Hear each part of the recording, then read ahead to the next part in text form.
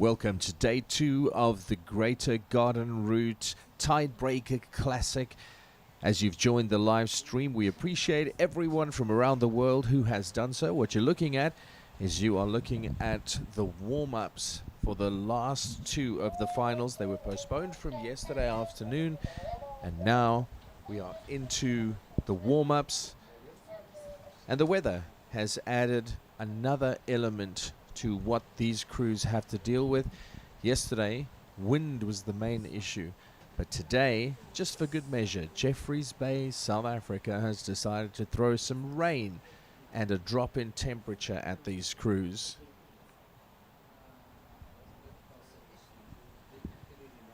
These are the stock class group, stock class racers, and they are busy warming up in the ocean as we speak. You can see they're getting ready for the start. The flags are up, the yellow flag is up.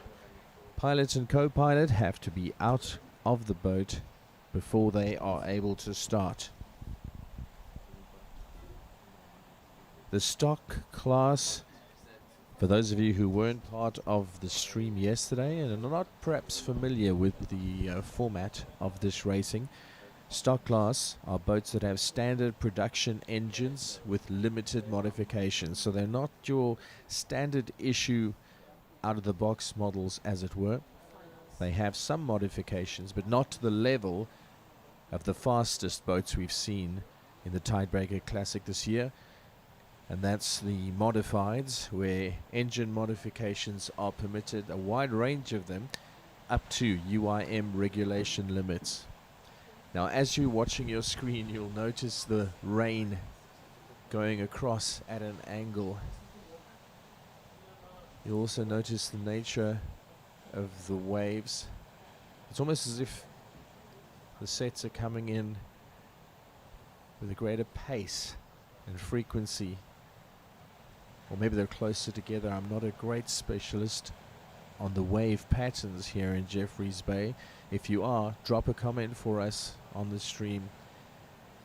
You can perhaps tell us how it feels to be dealing with sets of waves coming in Jeffreys Bay on days like this. You can see them all lining up there.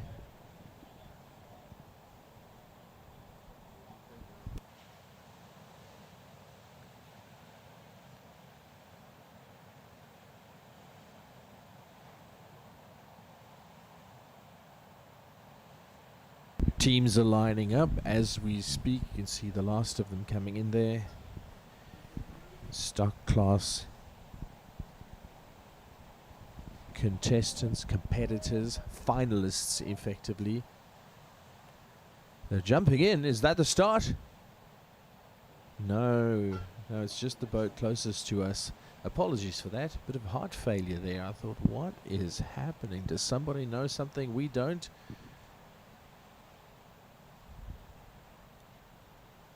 And that was the closest boat to us.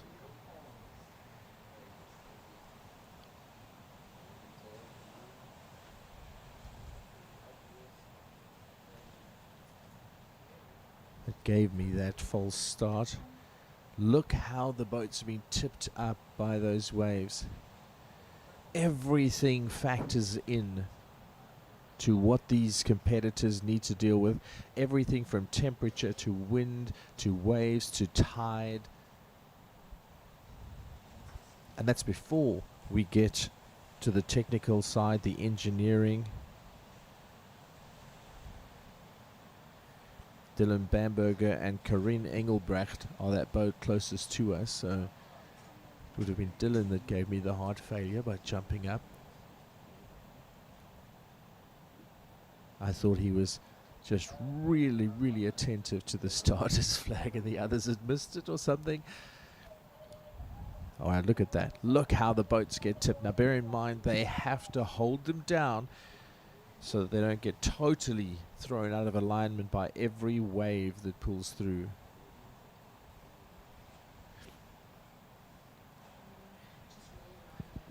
Alright, so Bamberger and Engelbrecht closest to us.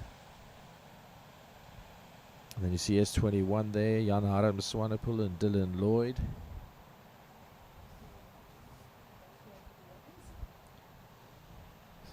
And then Elandre Sherman and Camilla Engelbrecht also close by. These grid positions are important for the best possible start. And these grid positions are determined by the results of their racing throughout the day yesterday.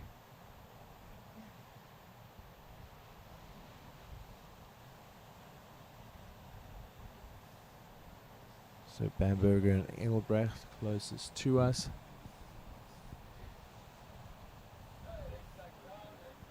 The red flag is now down. Starters' orders are upon us.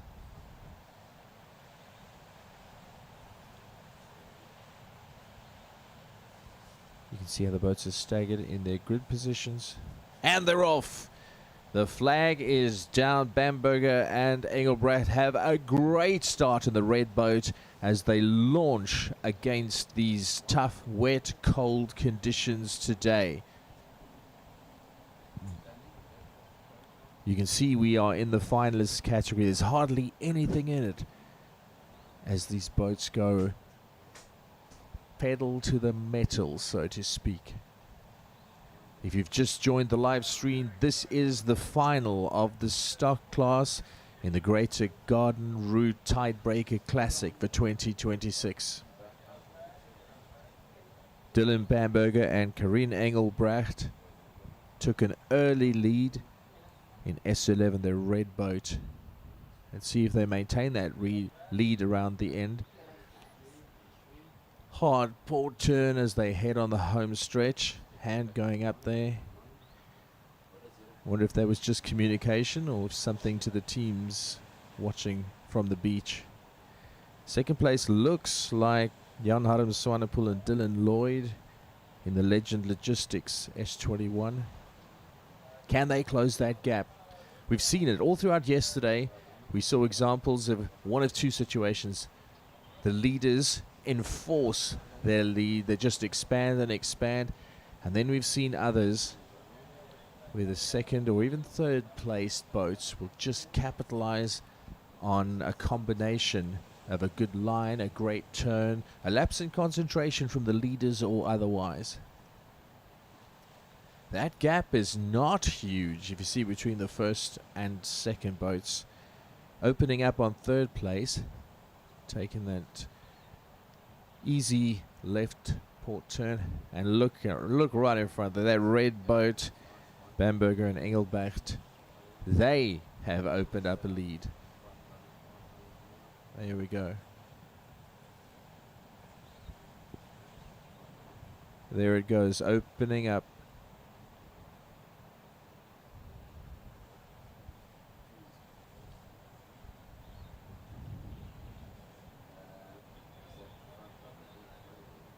Is that the front runner? Have I been getting it wrong all along?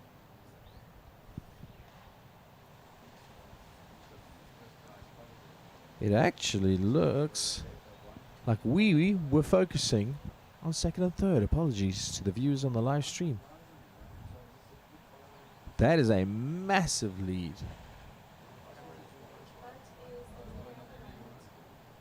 Let's just clarify. This looks to be the leader. The field is completely stretched out.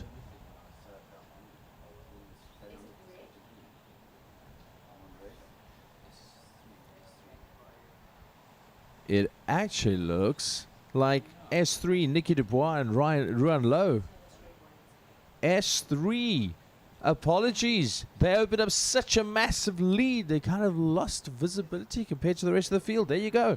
Apologies. Nicky Dubois and Ruan Lowe just nailing it. No, they're not. There's massive communication issues here back and forth.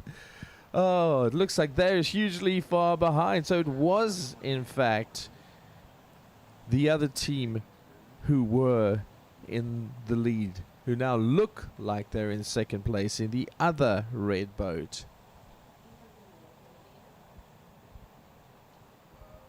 This looks to be the leaderboard.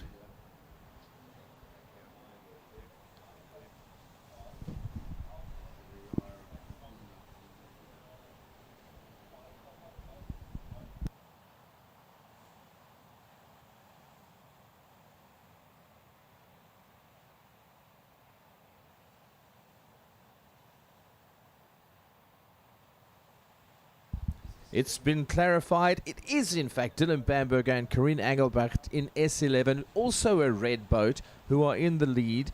The other red boat, Nicky Dubois and Ruan Lowe, who we were confused about for a moment, had a late start. So they're actually in the front of your shot, last place, about to be lapped by Engelbrecht and Bamberger in S11.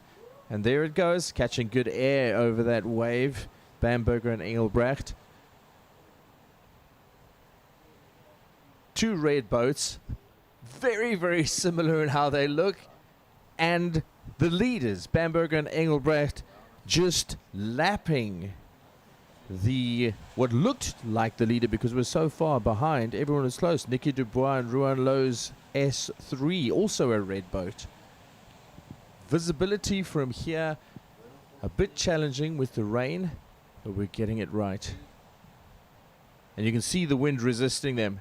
Look how those boats are being picked up out of the water, almost catching air without waves to ramp over. Great hard port turn from Bamberger and Engelbrecht in S11. And then in second place, looks to be Jan Harm Swanepoel, is it, and Dylan Lloyd.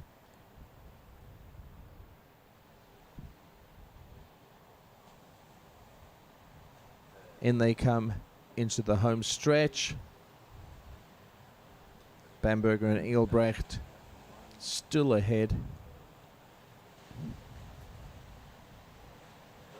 This is the finals for the stock class of the Greater Garden Route Tidebreaker Classic 2026.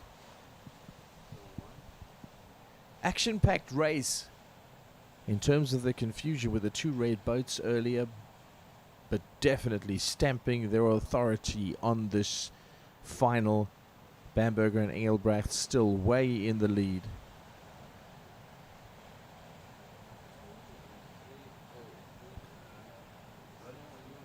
They're not in the clear, though. They're going to have to still push it, Bamberger and Engelbrecht, if they want to stay ahead of their challengers.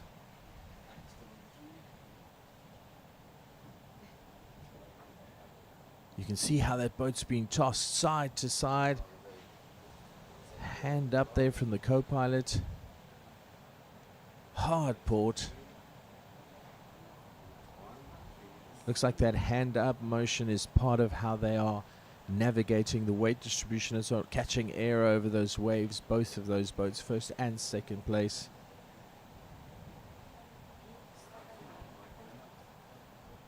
Going through at full speed, not even being affected by the rain. There's a drop in temperature. You gotta know they're cold. Those engines are loud. The rain is pelting down, and the wind is a factor today. It's just increased in difficulty.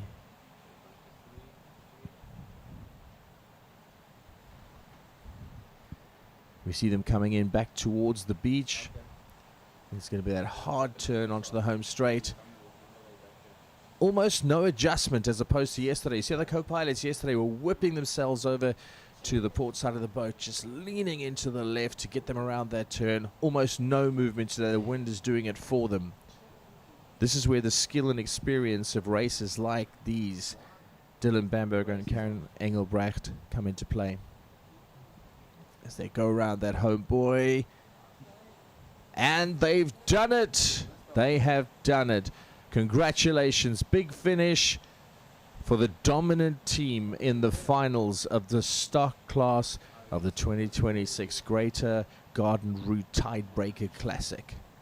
Bamberger and Engelbrecht Well done to them. Yanaram Swanepoel and Dylan Lloyd from Legend Logistics in the white boat, chasing, but not able to tip over the speed, pace, or agility that was required to just sling them around or on the inside of Bamberger and Engelbrecht. Well done to the competitors in the stock class final of the Greater Garden Route Tidebreaker Classic 2026. Oi, there comes that last place boat that caused all the confusion, that had the late start, Nicky Dubois and Ruan Lowe, S3. The similarity in the look of the boats just made them almost duplicates visually against the rain background that we're looking at out the windows here.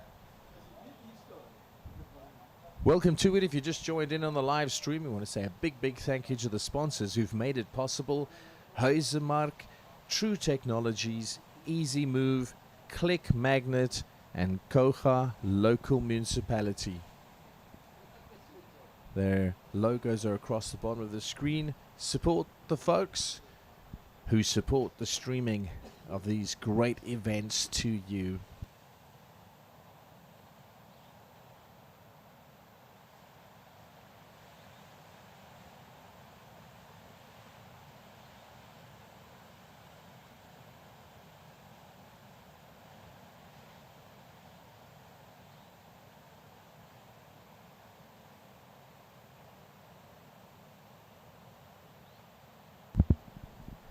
Please also feel free to share the stream with anyone around the world. There's a lot of interest. Yesterday we had so many messages from all over the globe, intercontinental, international audience for this fantastic event yesterday. We appreciate everyone who has tuned in. It's early here in Jeffreys Bay, South Africa. It's not even 9 a.m. yet. We're just more than a dozen minutes away from that mark. Some of you may be going to bed in the Northern Hemisphere. Stayed up late. Well, you've woken up really early. Some of the comments, please feel free to drop a comment. Let us know where you're watching from. And then also your support for the teams as well. Kevin said, looking forward to another awesome live stream. Thanks for putting it together. For those who can't make it, we're really excited to be sharing it with you, Kevin. He also asked, how's the wind? The wind is not quite as aggressive as it was yesterday. It's still a factor, though, from the point of wind chill. So probably half as fast as it was yesterday. Yesterday we had up to like 30 kilometers per hour with 35 kilometers per hour gusts that were challenging the guys. What you can see in front of you there is Stefan Engelke and Tiana Swart from Head Zone. And they're in the novice class. Lots of support messages yesterday from the novice class. I'm sure there are folks all around the country and the globe that are sending lots and lots of good wishes to these athletes, these competitors, these magicians when it comes to dealing with conditions, engineering, and so on. Jan sent a message and said, let's go spec in the novice class. Now, no, Zandru Bitter and Liam Basson have got lots and lots of support. So the speckies are out in force today.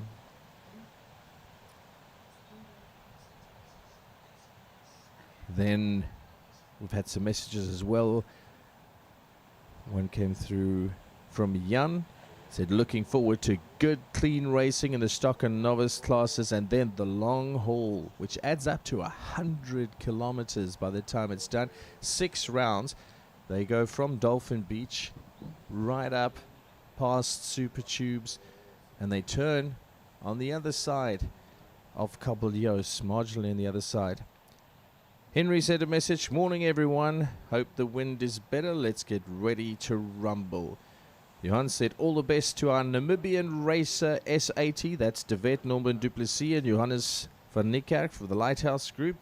Getting support from Johan, saying, vat vas, Boeta, ons almal is in gees saam met julle daar. Nie net in gees nie, julle is hier met ons op die livestream, ons waardeer het. Alright then, some shout outs coming through for some of the other teams. Please send yours through as well. I'm not sure what the name is for the folks in Klapmuts. Oh, there it comes. Nicole and Maureen wishing all the teams the best, saying the weather looks terrible today. Strongs to everyone. They're going to need it. They're going to need it, Nicole and Maureen. And then support messages, as I was saying, for S73, which we saw on the screen a short while ago. Stefan Engelke and Tina Swart, lots of support. Eugene Smits says, go, go, go, Stefan, for the win. And then Dean Muller and Chris Gervais, they getting some support from Hermanus. The Hermanus crew are strong in spirit. Those who can't be here, thank you for that. The S43 crew getting that support, Dean Muller and Chris Gervais. Chris did grab me on the beach yesterday and say, it's not Grove, brother, it's Gervais.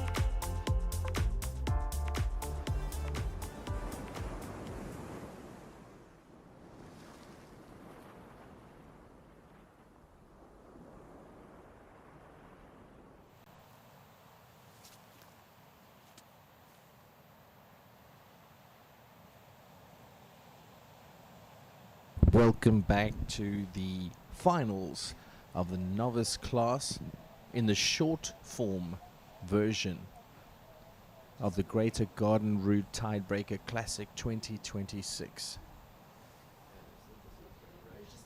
There are some boats in the water, but in general it's just preparation for this, the last of the short form racing, the final for the novice class competitors.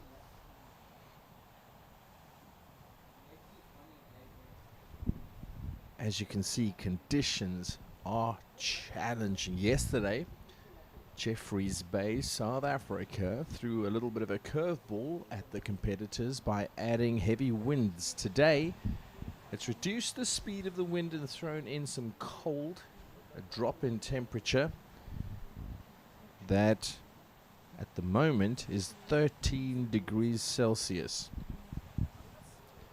Add to that a wind that is probably in the 15 to 17 kilometer an hour range, if I've got it right. It's just over half of yesterday. At the same time, that's adding wind chill because there's rain falling as well. Good thing the competitors have wetsuits on, otherwise they'd be getting wet. Lol. There has to be one dad joke per day.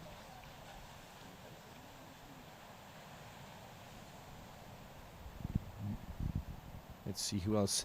Stefan Ferreira says, good luck to my girlfriend Ashley Butler and her pilot Sensei. I actually saw them this morning early on.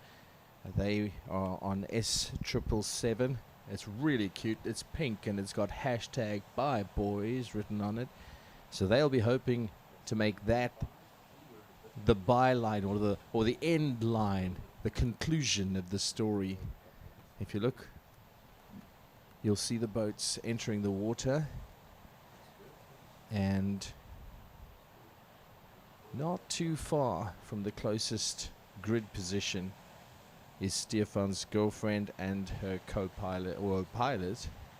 That's Ashley and Sensei. Girl power.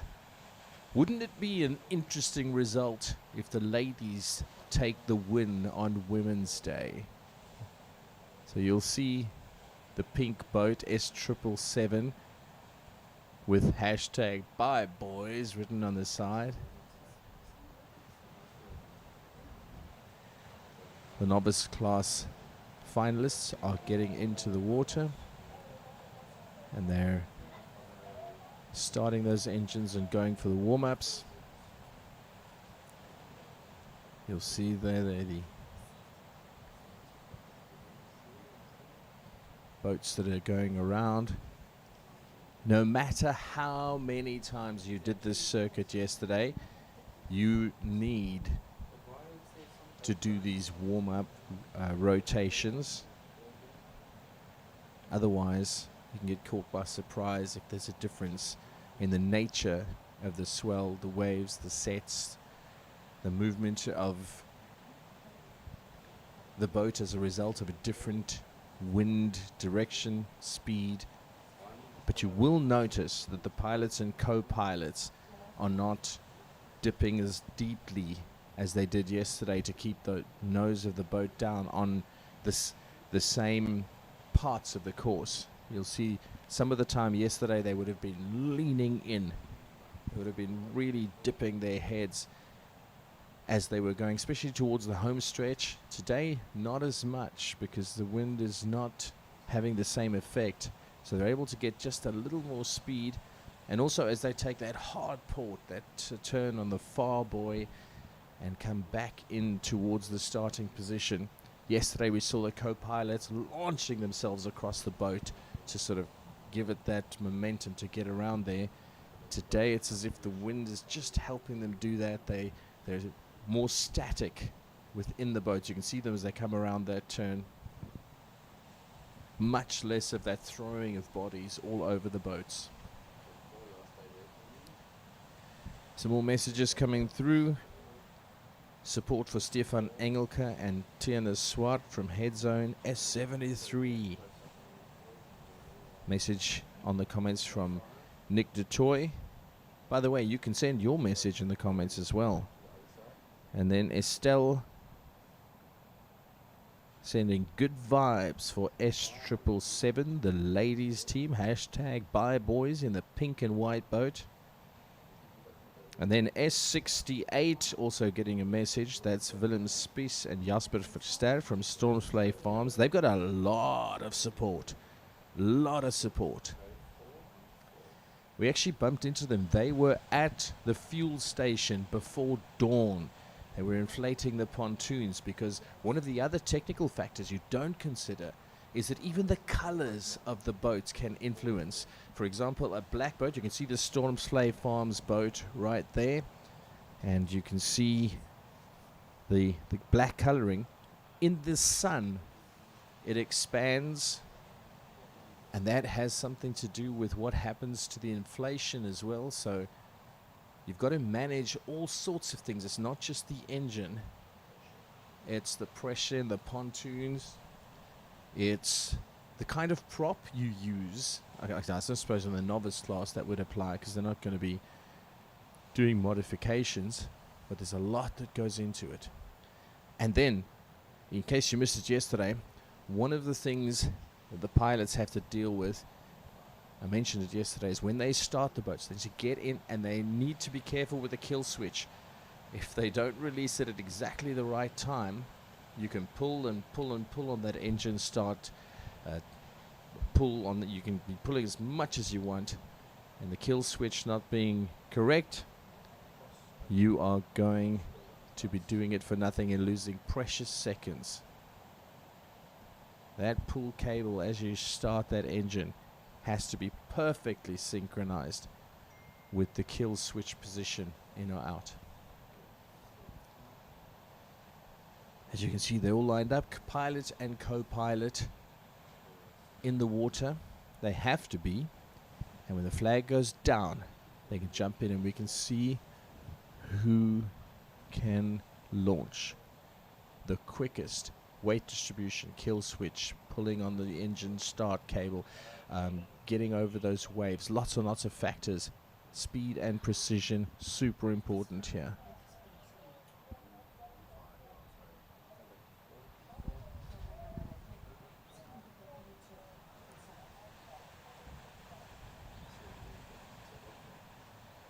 Right, so as you'll see, closest to us, S36 from one call in the white, Peter du Toit and Jaco van Sail.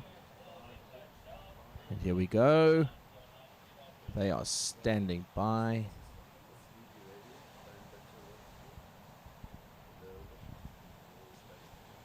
They're lined up, rapt attention on the start flag. Green flag is up. You can see that super focus. And they are off. They're off. There's start. Oh, great start from the spec team. Did you see that? Launched. Absolutely launched. Zandru Bitter and Liam Basson just barreling out of the start. Lots of support for them in S35. You can see that big spec decal on the side of the boat. And then jostle for second place. We'll see in a moment as they come into view. Going around the far side. They are a very different looking group from the early races yesterday. These novices have all just upped their game over the course of this, the Greater Garden Route Tidebreaker Classic 2026. Oh, a bit of a bunch up around that turn. Or is that just a perspective shot? Let's see, it still looks like it's in a similar position as they take this hard port towards the home straight. They're now throwing their weight, and the spec guys are in the lead. Basson and Bitter in the lead, with the Stormsflay guys on their tails. So the spec team making the best of their start and extending their lead. Oh, there looks to be a bit of a change into second place with the one call, Peter du Toit and Jaco van Sail having caught up. What happened to the Stormsflay guys? Conditions are really, really rainy and misty. Visibility is a challenge. Wind is a challenge. Rain is a challenge. That's just for the production team and for the viewers. Can you imagine how it must be on the water? There's the one call team, du Toit and Van Sail. Oh, that's where the other guys are. You can see that there's been a jostling for positions. The Stormsflay team with that yellow decal, as they are on the right hand side of your screen. And they are pursuing. And this, by the way, is second, third, and fourth. The leaders are way out there, Bitter and Basson.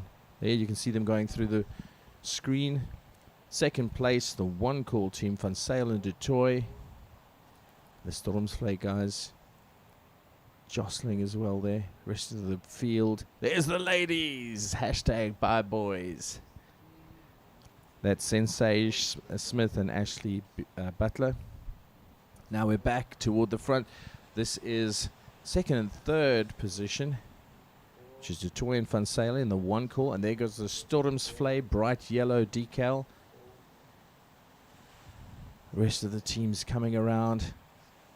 The ladies of hashtag BuyBoys777 and back out to probably the most hectic battle, second and third, middle of your screen. What you can't see is the leaders, Basson and Bitter, already so far. You can see their wake on the left-hand side of your screen there. More exciting battle is for second, third, and fourth. Oh, the Stormsvlei guys taking some adjustments there as their boat almost flips to the left. Going around that. There we go. On the left-hand side of your screen, you can see your leaders, Bitter and Basson from Spec, really just nailing it down. They took an early lead, and they are not letting go. There's your second Spec guys go right across that hard port turn towards the home stretch. One call guys managed to keep it. That's Dutoy and Van Sale. Oh, look at that. They are being chased. They are being chased. Unexpected result there, as Johan Kroon and Rowan Kroon are coming round the inside. Look at that. That was unexpected. They've made a huge leap forward. A huge leap forward. Oh, the Stormsvlei guys are not letting them get away with it. Catching massive air, both boats. Probably the most action-packed race of the day. The Stormsvlei guys, I can hear you screaming for them, supporters. But really, the Crones, they are nailing it. They picked up several positions around that lap. And now they're increasing their gap over the Stormsvlei team of Spies and Verster, if I've got it right.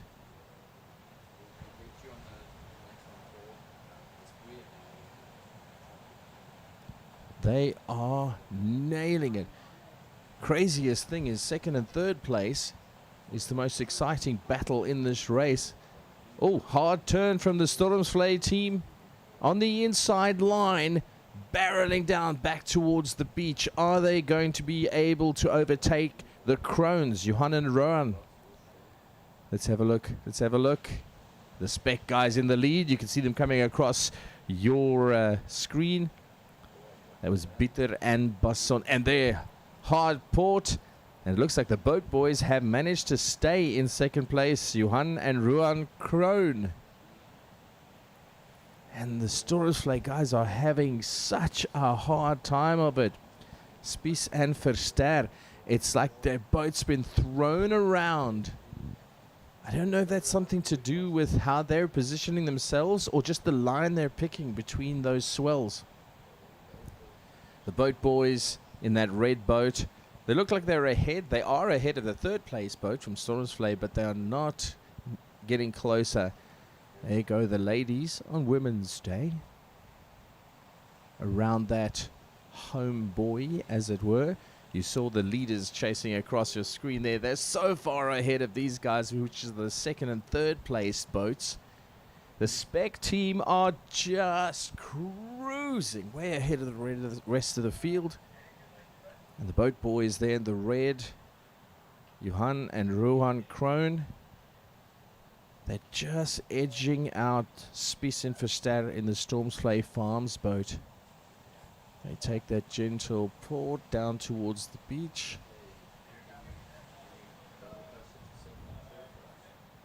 And here we go for the turn. You're going to see them coming across the front of your screen. Your leaders from Spec, Zandru Bitter and Liam Basson. The Stormsvlei team on the left of your screen, and the boat boys on the right. Rowan and Johan Kroon. They are chasing down the leaders but getting no closer to the Spectacular. You'll see them there. There they go in the background. The leaders from Spec, Zandru Bitter and Liam Basson. As we saw that hard port turn, that hard left being taken. Oh, wait, look at that. The Stormsvlei guys going around the outside. After a real struggle for such a long time, they may be able to overtake the boat boys. One of the most exciting duels of this entire competition. Spies and Verster seem to have done it. Their boat got thrown this way and that by the swell, the wind, and they've overcome that. You can see it's still flipping a little bit from side to side. Not sure what that's about. But they have managed to overtake Ruhan and Johan Kroon from Boat Boys in the red boat, who are now behind in third place. This battle has been absolutely spectacular. The Spec team has been in the distance, far off, way in the lead. The second and third place. There goes the Spec team across the front of your screen. And then into your second place from Stormsvlei. What a great comeback. Hang on a second. It looks like there's a red flag. A buoy came loose. Everyone's going to have to hold on the couldn't have happened at a worse time. On the last lap. There's a red flag. It's been raised. A buoy has come loose. They're going to have to reset that. Otherwise, the entire course is not standardized with the other 5 laps of this race. And they return.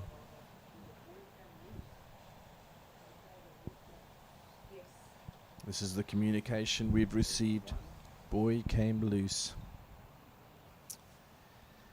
What a pity. The final of the short form races. Could that buoy not have held for one more lap?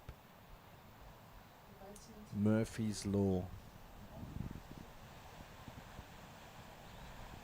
Would happen on the final lap of the final. Oh, goodness. All right, so if you've just joined in on the live stream, thanks so much. We appreciate it. This is the finals of the novice class of the Greater Garden Route Tidebreaker Classic. You can see those surfers. In the previous shot, we had a look, and you could see the surfers in the background heading out. You can see them on the left of your screen there, paddling out. Look at the wind. It's really, really picked up. You can see those advertising banners just flapping. Ah, it looks like they've come in. That boat that just landed now, Stefan Engelke and Tiana Swart. And now they're all coming in. There's the ladies. And also Dean Muller and Chris Gervais from Hydraulic Man in the foreground. And then taking over the foreground with a sudden landing, Johan and Ruhan Kroon. Boat Boys did so well. And then, after they got into that second place by jumping so many spots, the Stormsvlei Farms team, Spies and Verster, managed to overcome the little bit niggles they had in the beginning and catch right up and overtake Boat Boys for second position. The Spec teams, Andrew Bitter and Liam Basson, were just dominating. And unfortunately, that loose buoy, conditions, wind, waves, rain, it's all contributed somehow. And then that buoy coming loose put a stop to the race.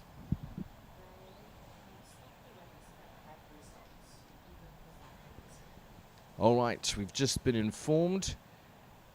One of the elements of this kind of contest is that when conditions, weather and so forth intervene, if they have 3 laps with which to measure the performances, they can have as few as 3 laps by which they can obtain a result. So it looks like the reduced number of laps, they got 5. So the officials have ruled that 5 was enough to judge the performance of the novice class finalists. And so it looks like, based on that, your winners are Zandru Bitter and Liam Basson from Spec. What a performance. Dominant from the get-go. And then That battle for second, so epic. Boat boys, Johan and Rohan Kroon, jumping several spots in the earliest round, second, third round, getting into second place, holding it for a long while. And then we saw the Stormsvlei team, Willem Spies and Jasper Verstaer, struggle and struggle, their boat being tossed this way and that. They seem to get the better of the boat and the conditions, and a surprise comeback as they managed to edge the Kroons in Boat Boys S83, the red boat. You can see in the middle of your screen there, the winning boat with the spec decal on it. Congrats to Basson and Bitter. But anyway, as I was saying, the Kroons from Boat Boys did so well to get into second, and then Stormsvlei, Willem Spies and Jasper Verstaer just making their own comeback. Huge.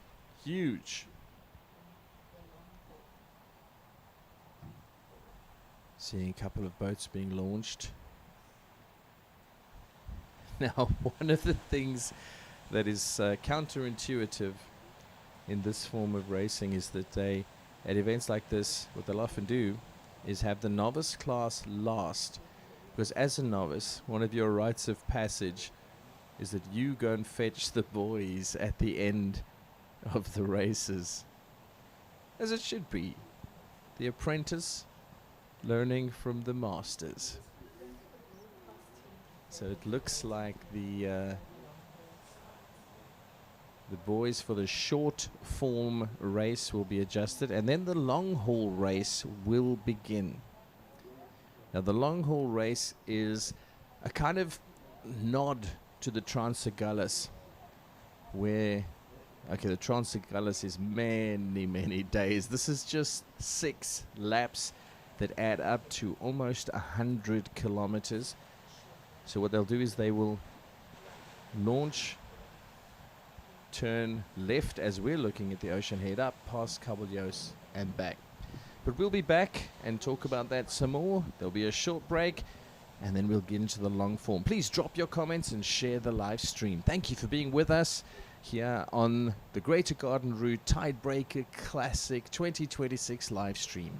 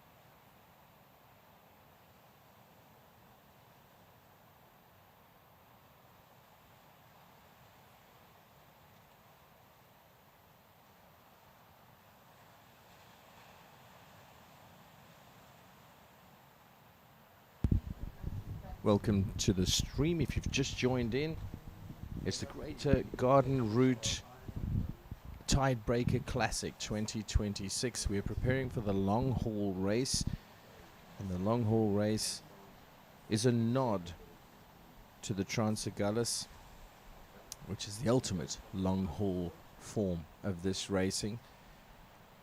But here, what they're doing is a 100-kilometer version over several hours, and that takes them from where we're at in Jeffreys Bay, South Africa, Dolphin Beach, and they're going to head out direction towards, we'll be heading out in the direction of Gqeberha, PE, Port Elizabeth, and they'll go up past Point, past Super Tubes, and just past Cabo Yos, where the furthest buoy is. They'll have to go around. Then they'll come all the way back. And when they get back, the co-pilot has to get out, get on the beach, around a flag and back into the boat. This gets done for the 6 laps until the first co-pilot to hit the beach and cross the finish line represents the winning position in each class. It stands to reason that the modified boats would be the ones that are going to be finishing first, since they've got engine modifications to whichever closest limit this side of the UIM regulations they decide to stop. What you're looking at now is the rescue boat. One's already been launched, another's being launched shortly. You can see the NSRI logo on the right top of your screen there. Sundays are traditionally training days for the NSRI crews here in Jeffreys Bay, so it's good to have them around often, but today especially you see that condition that we're looking at, lots of rain, lots of wind, and the temperature has dropped relatively significantly since yesterday. There's that NSRI boat being launched, Rescued 37.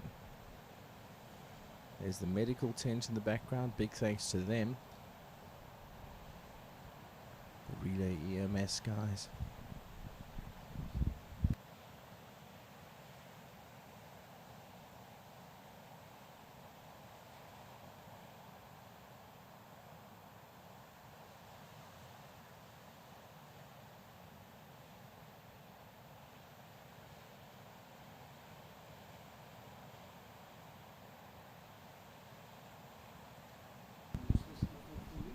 We've just received confirmation that there has been an alteration as a result of the weather conditions. The original idea was to be out for 2 hours or even more and to reach around 100 kilometers in terms of the endurance portion, the long haul endurance. And with the inclement conditions today, organizers have decided that they're going to bring it closer to 80 kilometers, aiming at 90 minutes on the water. All the boats get launched in the various classes. However, you can imagine what a bun fight it would be if they were all launched simultaneously. So much like triathlons, where they launch in a staggered manner, or they start in a staggered manner, you're going to have a staggered launch here, various boats being launched in groups. The modifieds are going to have the biggest advantage in terms of how short their time out on the water will be, because they've got those modified engines. The next most advantaged as a result of technology would be the Pro stock, because they're experienced with highly developed stock engines. Then the stock class, standard production engines with limited modifications, and the novices still developing in their race experience and without modified engines are going to have the most challenging time in terms of just relying on that base configuration of the boat combined with their own physicality and their own level of preparedness. So there will definitely be a lot longer durations on times for many of the novice boats, definitely compared to the modifieds and some of the others. That doesn't preclude anyone having challenges of their own, and it also doesn't preclude incredible performances from the novices. They happen to do everything right. They could have unexpectedly good times on the long haul. If you just joined the stream, thank you so much.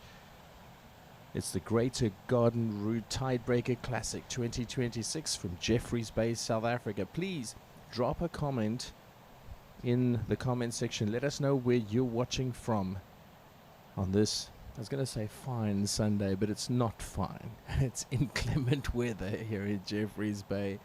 There's rain, there's wind, and it is cold. It is really cold. Somebody left that deep freeze open overnight. Lots of good messages coming in, messages of support for Dean Muller and Chris Hervé. Kevin in Belito also sending regards for Johan Lowe and Laurentius Hubert from Colonel Carriers. Mornay sent a message. Big shout out to Luandre Murray from Hermanus. Massive thank you for being such a big S43 supporter. S43 Muller and Crevet's Hermanus Towing sponsored boat, among others. Let's see. Estelle, very proud mama. Ashley Butler, good piloting. Senhei, cannot wait to hear about your experience. It's actually Sensei, isn't it? I think Mom, you can't be misspelling the names on YouTube. Jokes aside, our autocorrects all do that to us, don't they? Then Louise Poltney, cheering from Monte Vista, Cape Town. And she's cheering the modifieds, Robert Lowe and Brandon Langerfeld in M19. Drop a comment. Let us know where you are in the world and where you're watching this stream from. So you can see boats in the water. And surfers too. Operating on goofy foot power. Unless I misread his stance. Maybe he's regular. There you can see the tire tracks on the beach from everyone who'd been there through the course of the morning, getting those boats and all the supplies out there. In the middle, just to the right of your screen, that spec boat within which the winners of the novice final, Zandru Bitter and Liam Basson, made history this morning. One thing I wanted to mention about this long haul start, it's not going to take the same format as the short form racing. In the short form racing, the pilot and co-pilot have to be out of the craft and jump in simultaneously. At this point, it looks like they're going to allow a kind of rolling start. I suppose they'd call it a running start. Oh, catching some good air there on the warm-up. Another thing they're going to have to do here is do some trigonometry, algebra, accounting even, as they work out the exact fuel that they're going to want to be having on board for the adjusted 80 kilometer. Lene sent a message for the guys from Stormsvlei, the Stormsvlei teams, who did really well. Willem Spies and Jasper Verster especially this morning in the final did so well. So thank you, Lene. Sê julle is uisters, ouens. Remember, you can still share this stream. Just hit the share button and send it using whatever communication you'd like to. You can send it via your text app. You can send it however you'd like to. You can copy the link and paste it somewhere. You can invite everyone to join the stream. It's great to have viewers from various continents who've joined the stream. From yesterday to today, from Asia to America to Europe and even Dubai. Of course, across Africa and South Africa as well. We're not forgetting the Namibians. You are still part of our Southern African family. We feel like cousins. We are. And there's the unexpected human-powered craft. These guys are like, we're not leaving conditions for the boating athletes. We're going to join in on the action, catch a few. Jeffreys Bay, South Africa, of course, famous for the waves. Oh, nice one. If you've just joined in, don't worry. This is not an unexpected entrant into the Greater Garden Route Tidebreaker Classic. This is still powerboat racing. However, as the boats are preparing for the long haul endurance race portion of this year's contest, some surfers have paddled out just shy of the position here at Dolphin Beach where the start is. You can see it now. Fully, bro. We need to get a boat for next year, man. You can see it, right? And there we go. Let's see.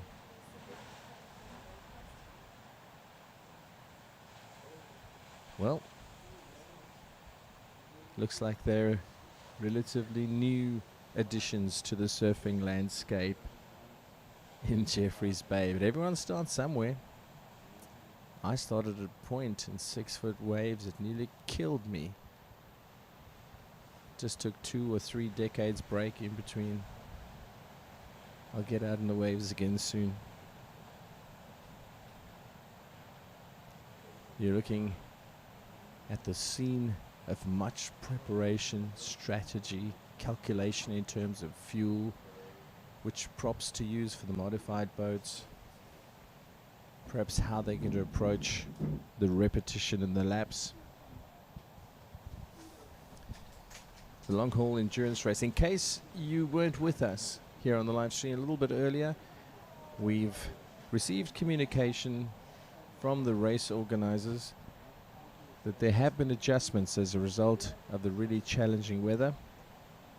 What was to be a 100-kilometer race has been reduced closer to 80. The boats were going to be out on the water in excess of 2 hours. Now they're trying to work it in a way that a 90-minute maximum decides the results. It'll give them the greatest chance to find their feet, so to speak, get around the course a couple of times, sufficient number of laps for their strategy and their skills to be reflected, for them to adjust to conditions, and then to determine who's the best of the best for 2026 in the Greater Garden Route Tidebreaker Classic.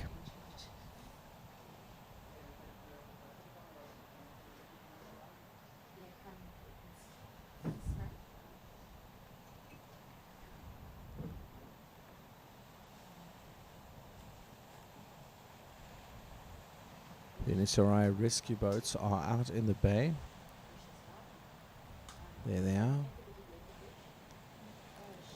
You can see them coming through the frame there. Then back to the beach where the preparations are happening. And there we go. NSRI boats out in the bay. Main beach, Jeffreys Bay.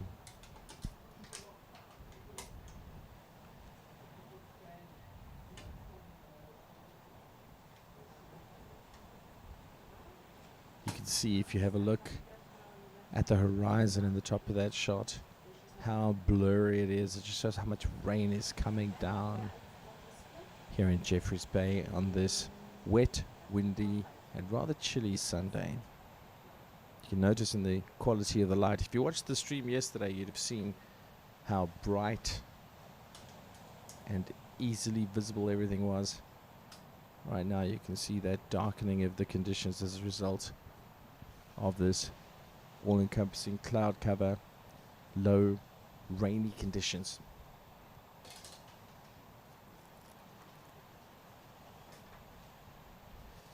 Some of the local birds crossing, you'll see.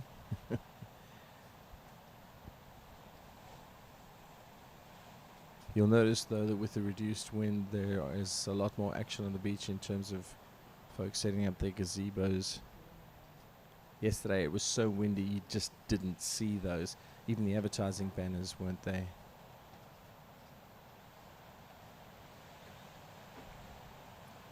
Lighthouse team on the left of your screen. I do think that's probably De Wet, Norma Duplessis and Johannes van Niekerk who were just finishing up their preparations. I do think there's going to be an inordinate amount of coffee doing the rounds on the beach. If not for the caffeine, then for the warmth. Stian Nedling, good morning. Liam says M75, ek soek julle moet mooi maak. Maak mooi mense. He's talking to Dieter Blichnout and Max van der Walt.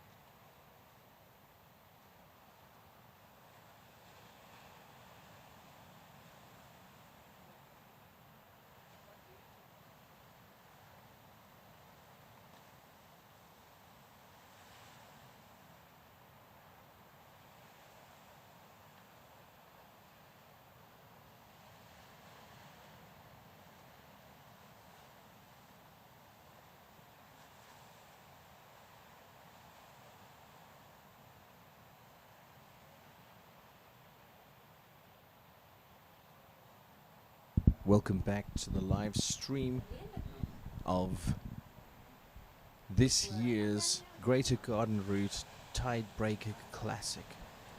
You can see the preparations going on for the long haul endurance race. It's what's next, but they are setting up to get the staggered start launched. Lots and lots of safety precautions though.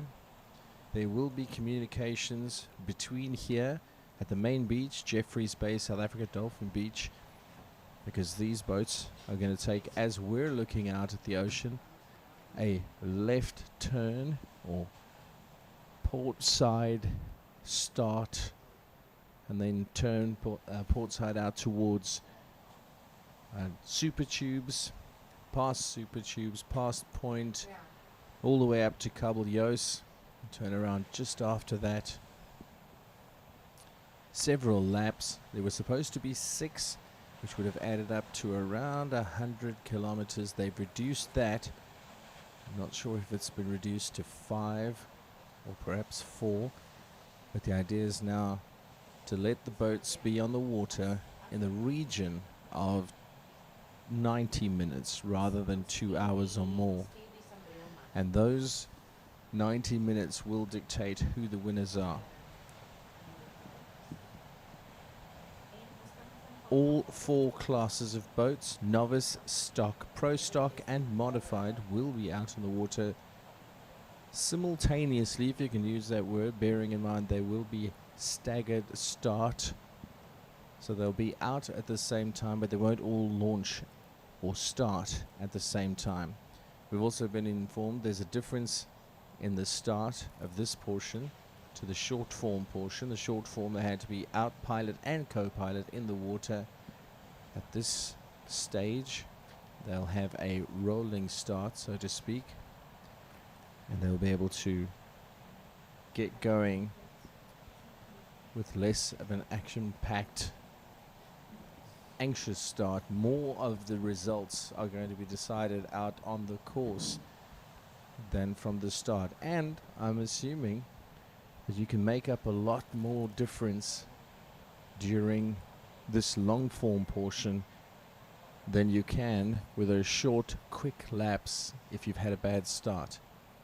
Earlier we saw one of the boats being completely lapped, so much so there was confusion because the lead boat and the last boat that had the slow start were red, almost identical looking. There you can see one of the boats coming back. Maybe they were testing which prop they want, because it can be adjusted much like with motor racing. The tires that can be changed for wet and dry conditions. One of the production crew, Nick, I said that yesterday and he said, "Bro, all conditions are wet in boat racing." But you know what I mean. They adjust the prop based on the conditions, how choppy is the water. If it's a smooth, flat kind of day, they can use a different prop, get different results from the torque that it produces.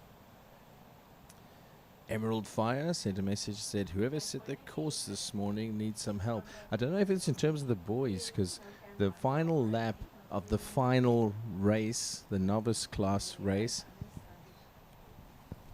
was affected by one of the boys coming loose, but the organizing judges were able to generate a result off the 5 laps. They can use as few as 3 to decide, and 5 was enough for them. Please feel free to drop your addition in the comments. Let us know. Amy van der Volt sent a message for Dieter and Max and M75. Says, "Go kick butt out there, Dieter and Max. Ride it like you stole it." Amy, I have a suspicion they won't have a problem with that. I have a suspicion they're going to gun it. Sylvana Berger, your comment. Sharp, Mealy Pop, Ayrton and Dylan, you've got this. Your biggest fan is cheering you all the way. Lots of purple hearts. Now, Purple Heart in this context is lots of love. It's got nothing to do with injury on the battlefield. Let's hope that all the safety precautions pay off spectacularly and everyone has the best time. And the worst challenge is the cold, a bit of muscle fatigue. Let's trust that that's the situation. However, there's a lot of safety precautions that go into these events. Some of the teams even have the names of the pilot and co-pilot on the boat with their blood types delineated, so that in the event of anything going wrong, there's instant information available to rescue services. So you see the level of preparation that goes in and the level of safety on which the focus is placed.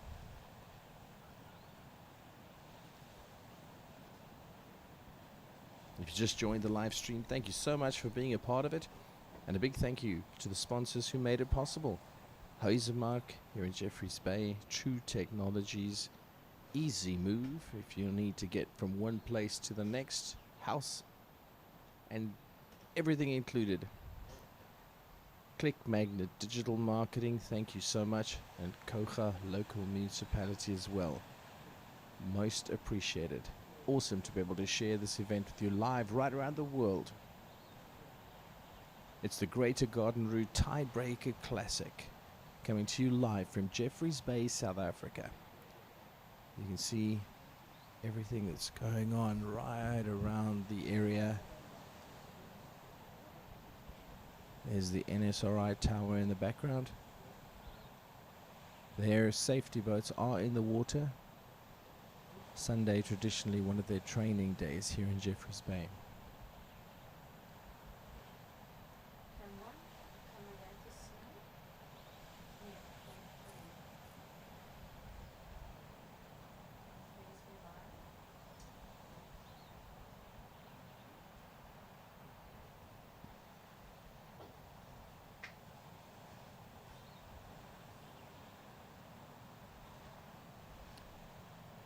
You can see from the image on your screen just how rainy and grey and cold the conditions are.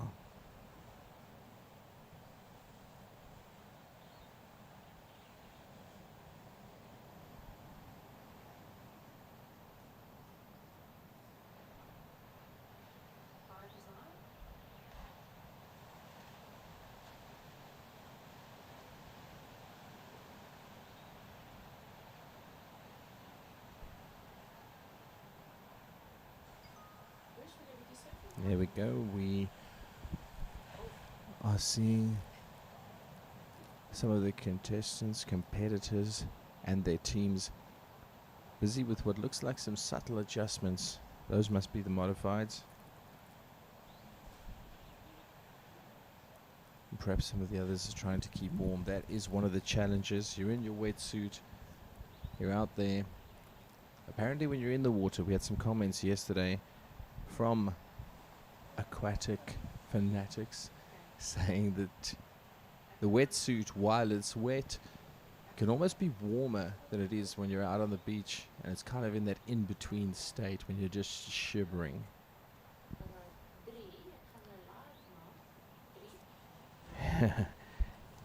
Comment from Henry to one of the modified teams.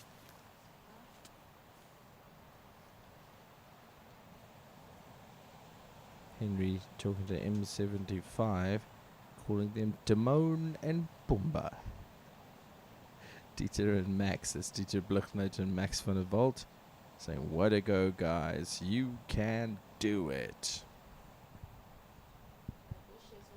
Lots of great comments coming in. Please drop yours in. Where are you watching the stream from? Don't be confused if you just joined us. Those surfers are not the feature of this year's race. They are just incidental. Some of the novice surfers here in Jeffreys Bay surfing just off the start area of this year's race. And the race in question is the Greater Garden Route Tidebreaker Classic 2026. There you go, some of the non-powered craft, if you can call them that. You can see the bottom of your screen, the boats, and see how close the surfers are as they paddle in. Jeffreys Bay, of course, famous for it. So that's why there are so many novices. It's a Sunday session of a local surf school. Apparently the surfer on the right with the orange arms on his wetsuit is the coach. Thank you for your comment, Melt. Hy sê sterkte aan S72. That's Wilhelm de Toy and Reinhard Klaassen from WDT Holdings. Louise is cheering from Monte Vista in Cape Town. Where are you supporting from? Where have you tuned in from? Let us know. A lot of the Northern Hemisphere folks are still fast asleep.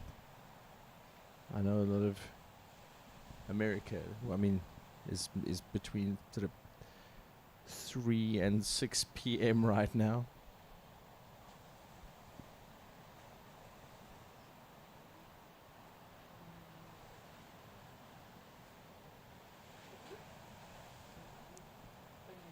There we go. We saw some of the surfers taking their lessons.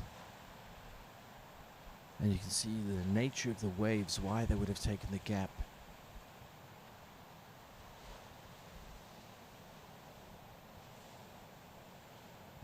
See the team members scurrying about in their safety jerseys, back to the surfers. Nice relaxing Sunday surf lesson for these guys. Much less relaxed start for these guys. The ones, well, no, those are some of the surfers. These guys, I was referring to the ones on the beach who are busy preparing feverishly for the long haul endurance race portion of this year's race. The Garden Route, the Greater Garden Route Tidebreaker Classic 2026. There's lots of paddling going on. And the board meeting on the left of your screen. I've been there a while. These are the guys who are a little less relaxed than the Sunday surf lesson crowd. They are a lot more focused. A lot more focused. Message came in the comments for Jock Mattia and Harry Erasmus from Yellow Box Containers and their distinctive yellow boat. Kevin says, "Go Jock, absolute legend of the sport."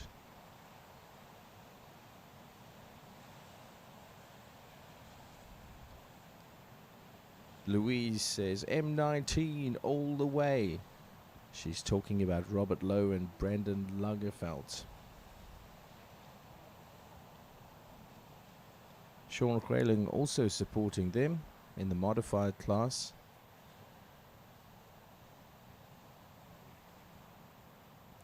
Sean is also supporting Dwayne van der Pfeiffer and Jean Vosloo from Plet Yamaha in the modified class.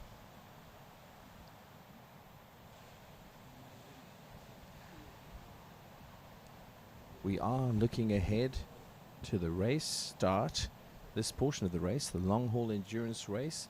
If you just joined in the live stream, we found out a short while ago they've endeavored to reduce the time. It was supposed to be 2 hours plus that the crews would have within which to complete the course. They've now reduced it to around 90 minutes, going from 100-kilometer target distance to just 80 and thereabouts. Henry says, Jeffreys Bay, isn't that the Billabong region?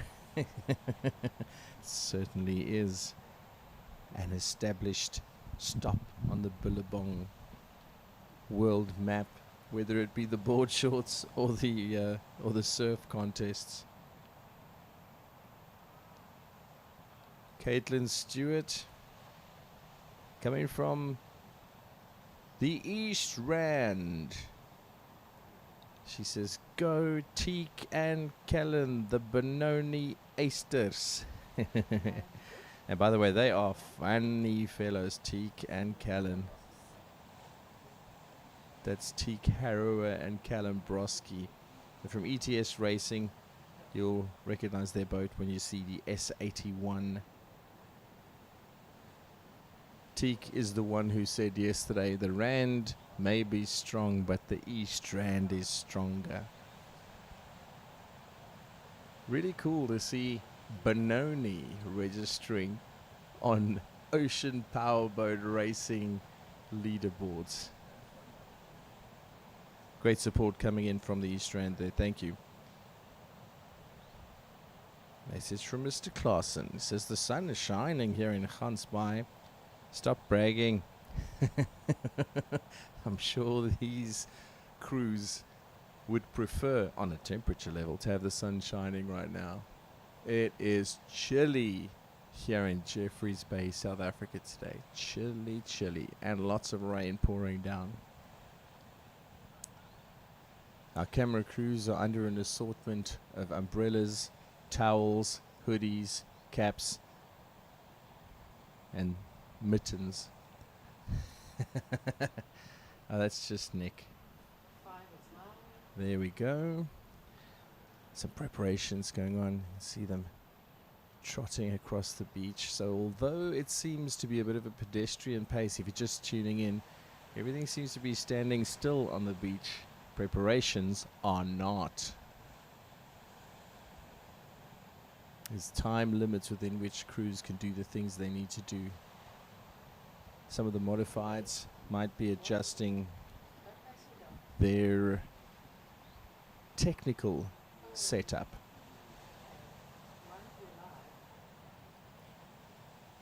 And there's some of the clearing of the netting that had been placed on the beach to contain the area, the wind, etc. The spectators. As you might expect, less spectators on the sand during this area. And then something one of our camera people pointed out is that the gentleman who is at the top of your screen, Jeffreys Bay local for sure, got shorts on. You've heard I wear my sunglasses at night. It's like I wear my board shorts at work even when it's cold. Back to our Sunday surfers. If you do end up spending time here in Jeffreys Bay, there are several surf schools with whom you can learn this skill if it's not something that you've done before. Back to the beach. Dolphin Beach, Jeffreys Bay, South Africa, where the teams are set up. And you can see there's some jogging going on the right hand side of your screen, running this way and that. Perhaps where you're sitting, coffee in hand, having a look at this. The beach looks relatively static, but the electricity on the beach is not. Lots of preparation. Middle of your screen, you can see those shoulder warm-ups going on. One of the contestants, the competitors, pilot or co-pilot, warming up the shoulders. Other member of the team comes running, middle of your screen. We are definitely approaching the start, or at the very least, the launching of some of the boats. They'll go past these guys. Well, this side of them. They'll be turning to the left as you look at the ocean. Those surfers are to the right. Closer to St. Francis side than Gqeberha PE side. Thomas sent a message on the comments. Said, go Max and Dieter M75. Max's brother, apparently. Yes. And then Johan and Nicolene said, Godspeed to Robbie and Brandon. That's M19 she's referring to. They're in the modified class. So they are going to be hammering it because they've got the engines and the configurations of those engines that'll give them the greatest advantage technically during the long haul endurance race. Up to 80 kilometers these guys will travel. So you'll see two kinds of luminous jackets. Some of them are the security personnel. Some of them, in fact there's three. Some of them are safety officials. And then many of the pilots and co-pilots wear reflective or brightly colored pullovers for visibility. Message came in on the chat in support of S39. That was from Nicole Stopforth. She says, "Go S39." That's Christian Stopforth and Shane Sneyman that Nicole is supporting. Let us know. Drop a comment and tell us where you're watching from. Sune is watching from Swellendam. Sy sê super trots op die spanne. Lekker man, lekker. And specifically, her favorites are the Stormsvlei Farms teams. They had a blinder in the last of the finals, the novice class race, the Stormsvlei team. Yeah, they did some amazing work. If you can watch back this live stream once we've concluded, you would do well to go and watch that novice class finish. What those guys did, Willem Spies and Jasper Verster, was really a great comeback against some tough conditions.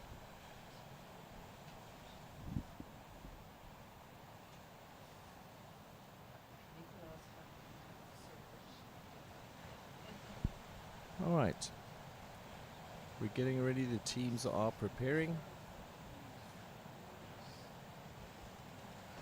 I will be back in 2 minutes when we follow the action as it develops.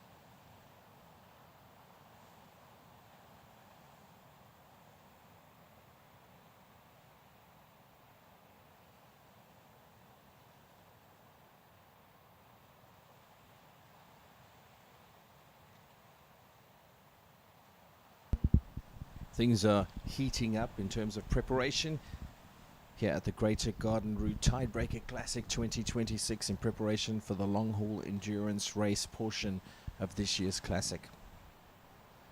You can see the folks huddled under the gazebos on the beach, and as a result of the wind, the gazebos have to be pulled low. As a result of the rain, the supporters have to be bowed low under those gazebos. You see the warm-ups going on there as you see them getting those joints loose and ready. Pilots and co-pilots rushing back and forth to load everything they need. Remember, they're going to be out in the water for 90 minutes, and in between each lap, as they get back here, the co-pilot has to get out of the water, literally out of the water, out of the boat and the water, run around the flag, get back in.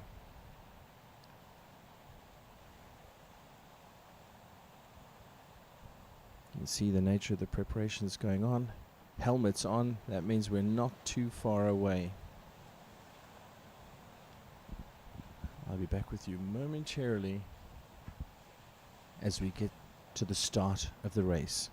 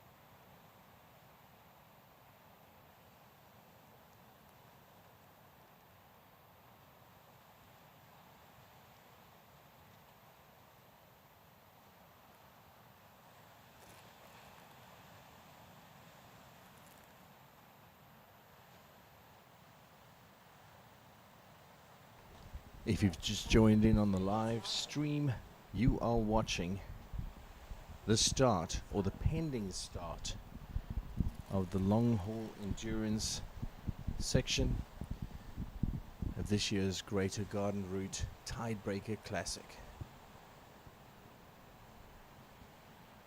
Things are tense down on the beach. I just saw a couple of the pilots just stepped out for a moment to go and check in, and they're looking that combination of concerned and relaxed. Alright, there we go. Some of the modifieds getting into the ocean, the lighthouse crew.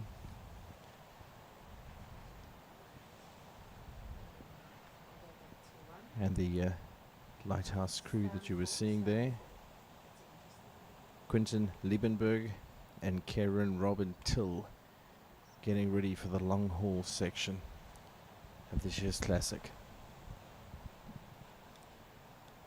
Lighthouse Racing Team did well in the short form version. There's their compatriots from the other side, their boat, the red lighthouse boat, being taken into the water.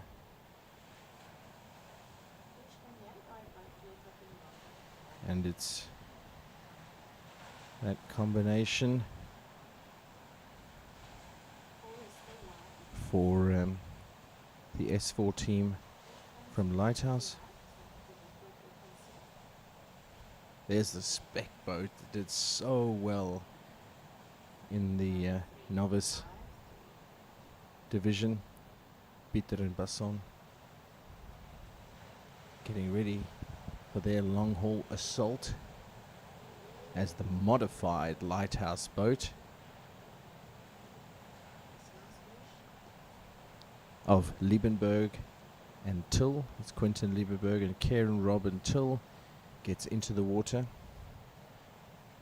That's one of those big guns, as it were, with the engine modifications allowed to the full extent of UIM regulations. Peter and Basson getting in the water. Oh, look at that, catching some massive, massive air. Another one of the modifieds. They got some grunt behind the engineering, that Dieter Blichnout and Max van der Walt. Dieter and Max wasting no time and just warming that engine up. There's the other lighthouse group. Boat getting in to the water. That's looks like Duplessis and Van Niekerk getting in there. Yep, that's them. De Wet, Norma Duplessis and Johannes Van Niekerk in the white boat. And then the winners of the novice finals, Zandru Bitter and Liam Basson. These youngsters have been peaking today. Let's see if it will be their day on the long haul. That's Paul Volner and Christia Volner from flooring.co.za in the grey boat, S78. The Volners. And Herman is towing. Lots and lots of messages coming in for Dean Muller and Chris Gervais. You can tell from his body language that wind chill is just a bit of a factor.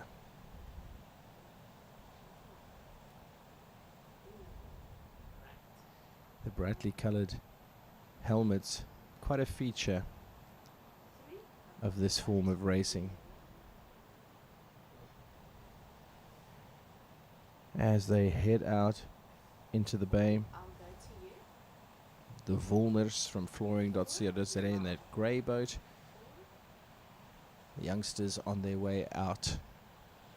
Peter and Basson on this spec branded S35.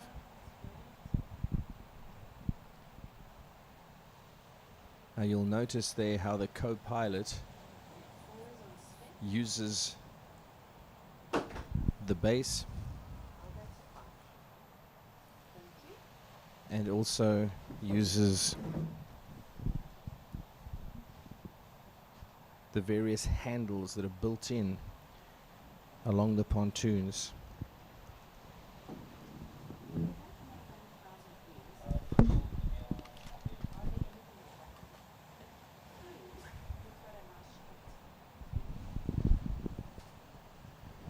Some more boats getting into the water.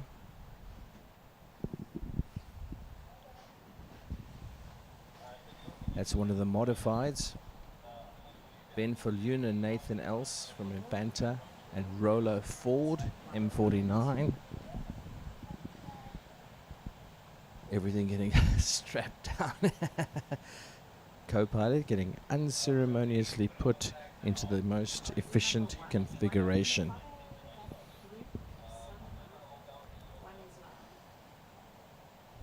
There's another one of the modifieds. Riku Meyer and Wynand de Wet from AppSource. You can see the decal clearly. M32. And then 96, Emile Stale and Jean Maynard from Stilby. Outboard Center Stilby. And right next to that yellow branding of Outboard Center Stilby in the background there, you would have seen Wilhelm Dutoy and Reinhard Klaassen from WDT Holdings. So judging by the boats that are in the water right now, the staggered start is a combination of modifieds and novices.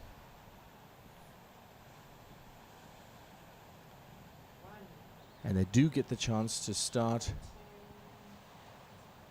in phases.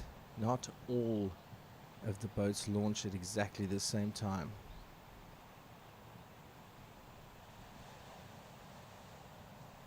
And there we go.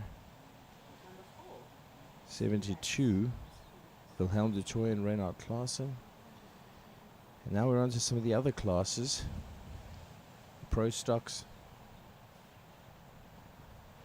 You can see closest to you, Flippy Skuman and Vian Strijdom. And they're from the West Coast Petroleum. That's why the WCP decal is so prominent on the blue boat of Skuman and Strijdom, closest to us. And next to them, Jacques Mathieu and Harry Erasmus in the yellow box containers boat.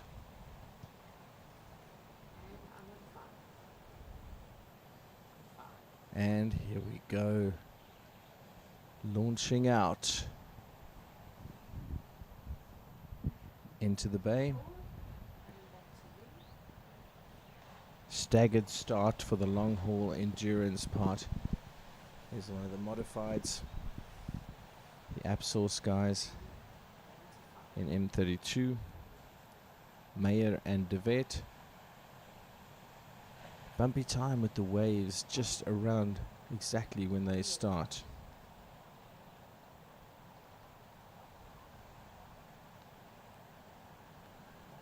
Getting ready to start there.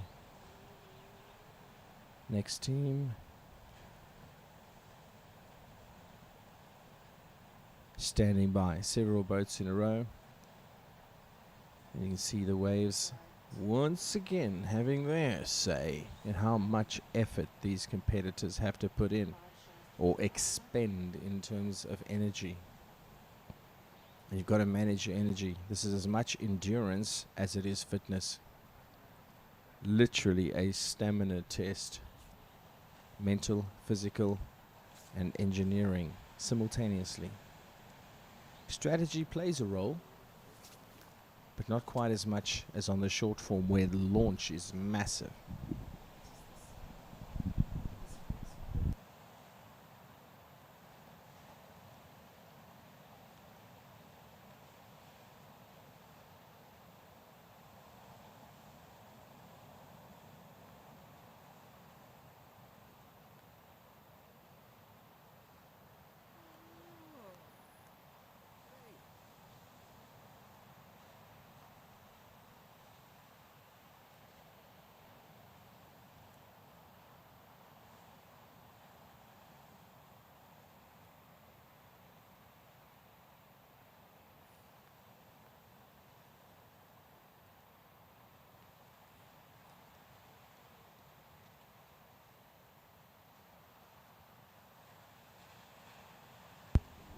long haul race getting ready to start.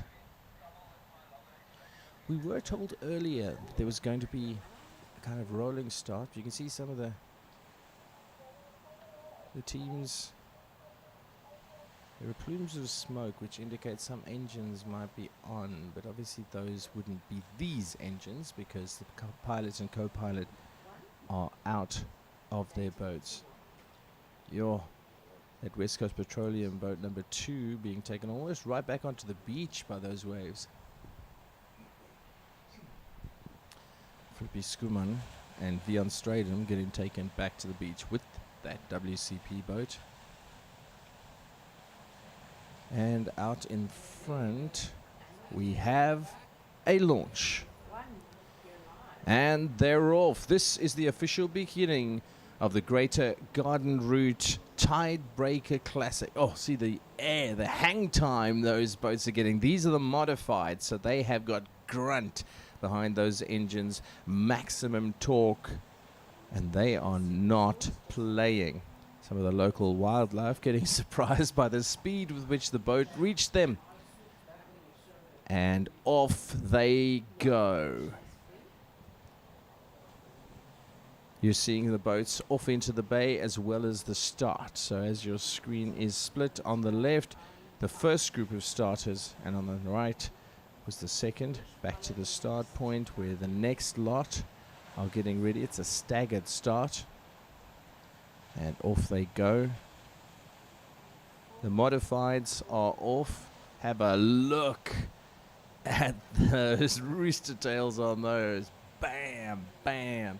Now bearing in mind every one of the landings off of one of those launches over a wave exacts a toll on the pilot and co-pilot using their body weight to balance the boat. Keep those pontoons level.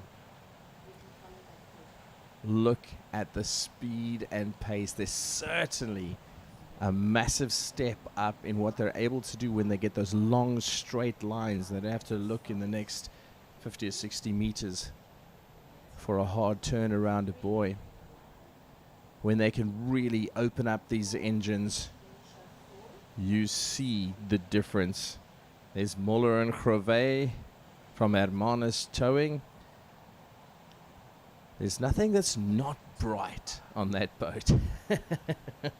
Everything's bright, including the intellects of the pilot and co-pilot, I'm sure. Looks like we're back. Oh, good hang time from the start into the first portion of the long haul endurance race. Another novice group having some challenges.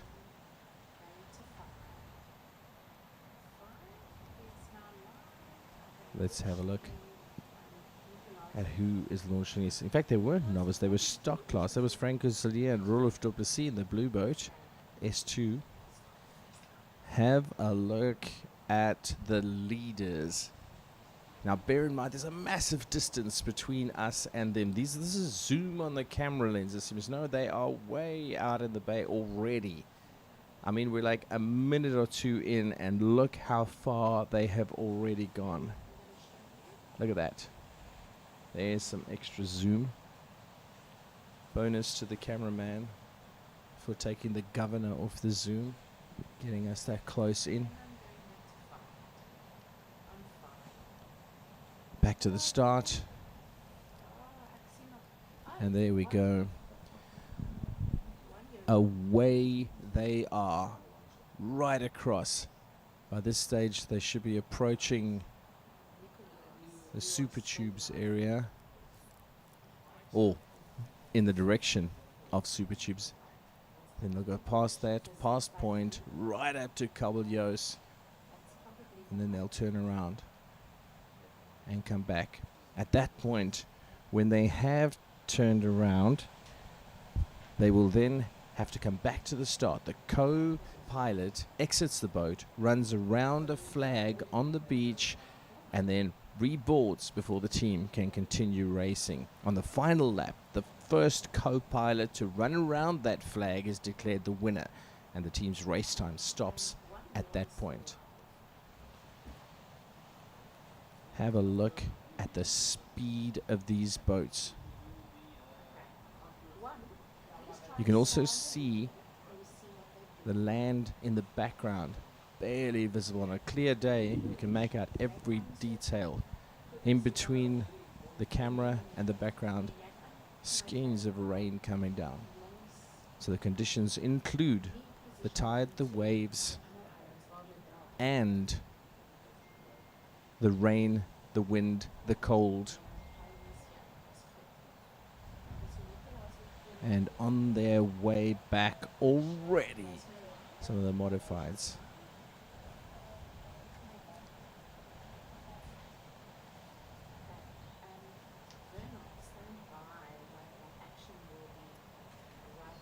We see them coming back towards the start. There we go. They are on their way back at high speed to the start point. Those co-pilots are going to have to jump out. Yellow flag is up. Caution, it's down. Let's see, that goes back up again. And there is the first of the modifieds. Big cheers on the beach for Ben Falloon and Nathan Else from Roller Ford Infanta. And that is how it's done. Around the flag and back.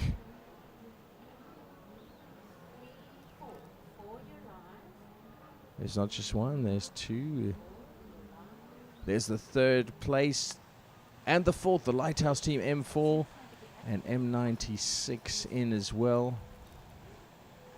You can see the modifieds are just making quick work of the speed. That's Emile Stale and Jean Reynard's boat that just landed there.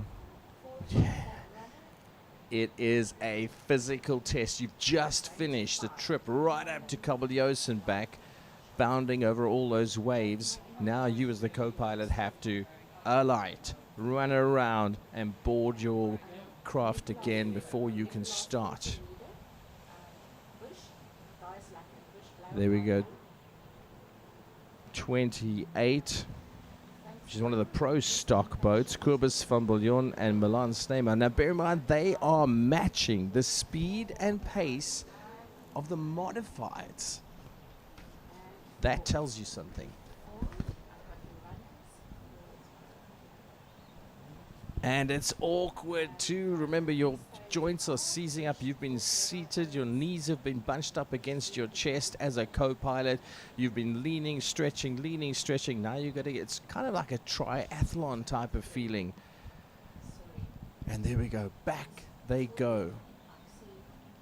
Back they go out into the bay, out towards Kobeljos side from Dolphin Beach. This is the long haul endurance division of this year's Greater Garden Route Tidebreaker Classic. There is the leader right out in front.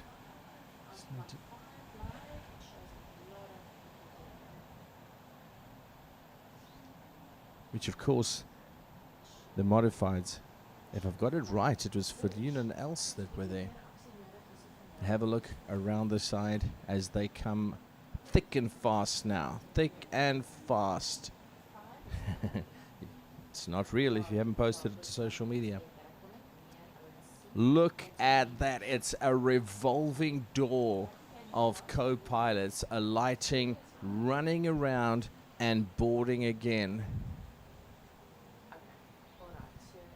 The Stormsley Farms guys are novice class. There's your spec champions, Bitter and Basson, coming in right now. S21, which was one of the stock class boats. That's Jan Adam Swanepoel and Dylan Lloyd that came in there. Also the brightly coloured yellow of the S42 Dirk Adam and Johannes Adam team. Gosh, some of these co-pilots are even using this run to have a quick debrief with the crew on land. You gotta send it to Instagram, girls. You gotta send it. Now, you don't know if these are the Insta girlfriends or the Insta daughters. That's when you bring your own social media crew with you. They take a run down the beach. There's our number one, fading into the distance to make that turn after his, and off they go again. There's the ladies. Hashtag bye boys. Sensei Smith and Ashley Butler. Look at those rooster tails. Boom, as they churn up the water in the wakes of a real fast dash away from the start-finish area and back around the long circuit. Bear in mind, 4 or 5 of these adds up to 80 kilometers. And they're going to be busy at 90 minutes in this wind, rain, cold visibility challenges. Look in the background there. You can see how the land is blurred out by the rain. You can see the nature of these loops much wider on the turn after a day and a half of those sharp port, like yanking the, the boats around that sharp left turn. Now, with the advantage of taking a longer rotation, the speeds they're reaching are just multiplied. I mean, look at that. They're catching air in between like minor swells. They're just having these lifts. Almost the entire boat lifts out of the water. See that? Just crazy, the speed and precision. Now, bear in mind, every minute or second or millisecond that they do catch air, the crucial nature of distributing their weight, because one small mistake and the boat could flip. And that's when damage or injuries could happen. Look at the speed coming in. Look at that. Just beautiful. Fun. That's Ben Falloon and Nathan Els from Roller Ford. It looks like they are still in the lead. And there we go. Pilot holds, co-pilot alights. That commitment, look at that. Look at that. You've just done kilometers across the ocean. You've just been completely committed. Oh, quick chase. So Falloon and Els are back out.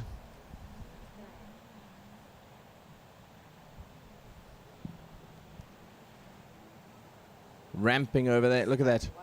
Boom.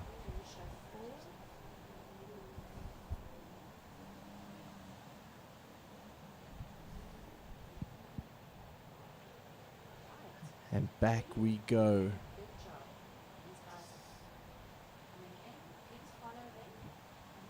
This is the adrenaline side of the motorsport. Sure, those quick laps are action-packed, but this is hectic. Van der Vijver and Vosloo in the yellow boat, the Yamaha decal on the side. You see them coming in from the left of your screen. There they are.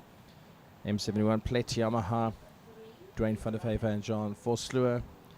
The M4 boat of Liebenberg and Till. That's Quinton Liebenberg and Karen Robin Till. And then you have the Pro Stock class also coming in.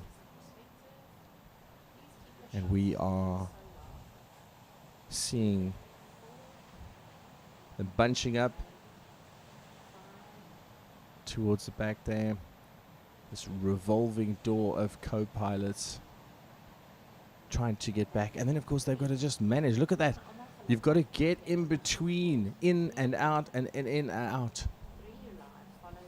There's another this is a Pro Stock. Jean Lowe and Edwin van Niekerk, 71.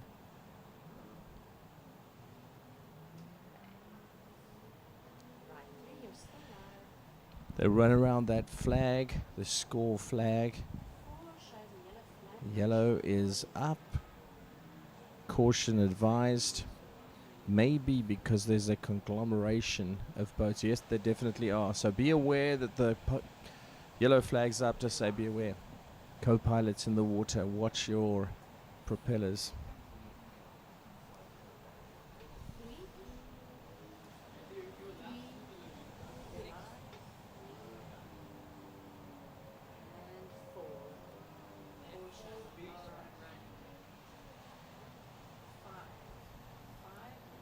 And around they go. There's the sail drilling team.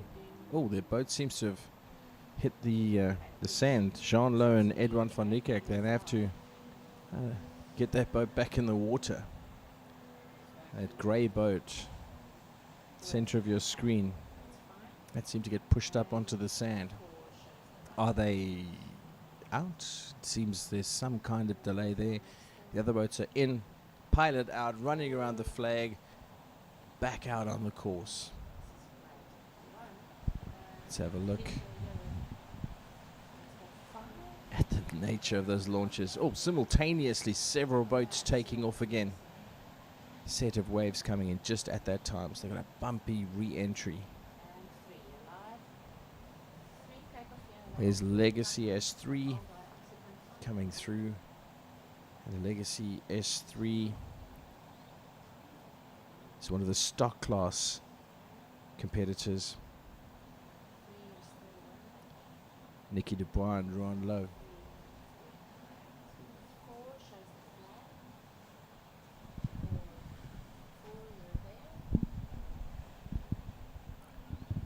Co-pilot after co-pilot. Just nailing it through that start-finish area.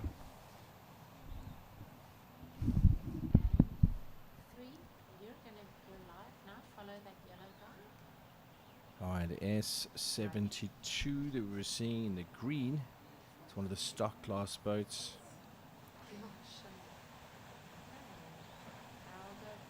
S72 came through, and we've got our right.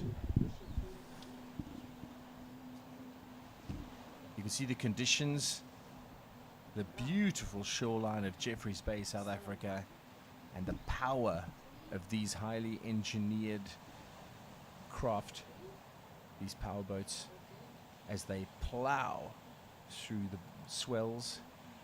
Bumpy, quick, but very, very efficient with the engineering on those engines. Some of them are stock, some of them are highly modified. Of course, within the UIM regulations. Lots of strain, especially on those co-pilots for that run. Some of them are slowing down. I saw the spec boat, S35, on the sand there. Let's see if we catch it in the screen. Yeah, there. Why are they out of the water? And there are the ladies, Senshay Smith and Ashley Butler, with a hashtag Bye Boys, their pink-themed decals on Women's Day, representing. The weight of those boats is immense. Now, I imagine you also get your prop caught in the sand. It's a lot of physical effort. Another one of the modifieds. That's the leader, Ben Falloon and Nathan Else. Look at the commitment. Did you see some of the other co-pilots, how they were sort of struggling? Not these guys. Not these guys. No wonder they are virtually in a class of their own at this point in time. Now, it looks to me that Lowe and Langerveld, Robert Lowe and Brandon Langerveld in the VAPS M19 are chomping at the bit. They're biting at the heels of Else and Falloon in the M49, the roller Ford boat. You see them plowing out into the bay again. But Lowe and Langerveld in the VAPS. And there's the Marshmallow crew. in boat 88. And they are Van Niekerk and Bosch, Marshmallow Pop, Dreyer, Van Niekerk and AJ Bosch.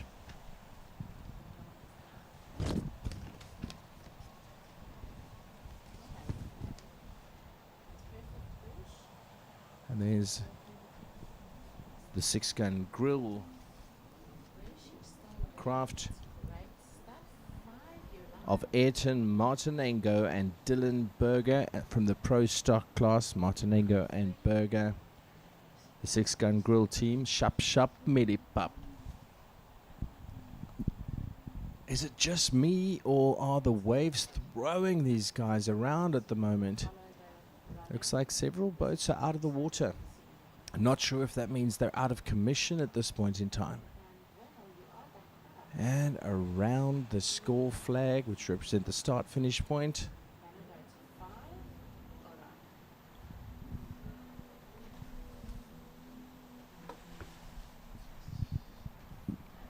Okay, and back to the start-finish area. You can see those co-pilots piling in and out. There's the West Coast Petroleum.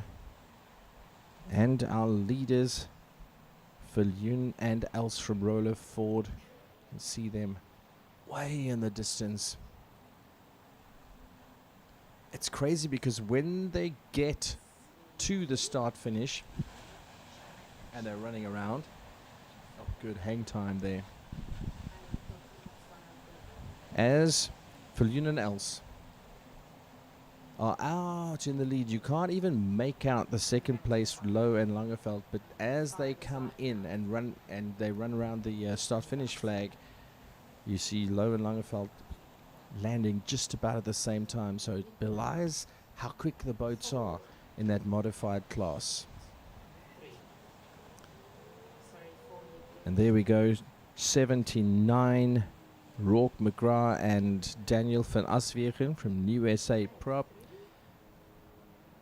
You can see the New SA decal on their boats there, 79. Oh, it's virtually a swim in. They really rolled the dice on keeping that prop. Oh, piling in the Storm's flag, guys. Hulle is nie bang nie. Spies en verster. Crazy. Some of the co-pilots, some of the teams, it's like their fitness for the multidisciplinary nature of it. It's like their running is strong, everything's strong with their team. Others, the running is weaker. There's the piling back into S21. Lots of cheering going on. There's a huge crowd. That's Jan Harm Swanepoel and Dylan Lloyd from S21 who are piling back out into the bay from Legend Logistics. There you go. Boom! Great hang time.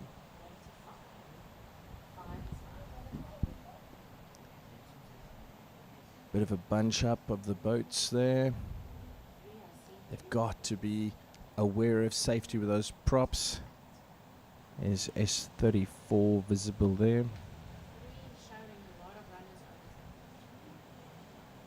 Cheer for your team, by the way. Drop a comment if you'd like to. S34 was Phillips, Sherman and Wagner van Eerden. There they are. Van Eerden and Sherman getting back into S34. The grey pontoons.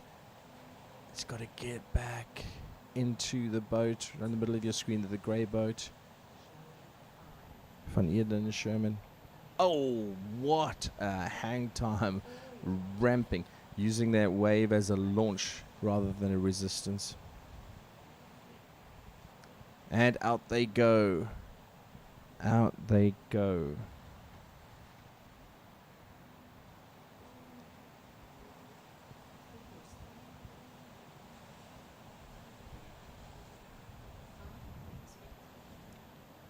Johan Kotze and David Groblar with S27 that we just saw. Lighthouse team coming in now. De Wet, Norma Duplessis and Johannes van Niekerk. See how they sometimes not only run, they double up with yelling things back and forth to their teams who are standing with the supporters.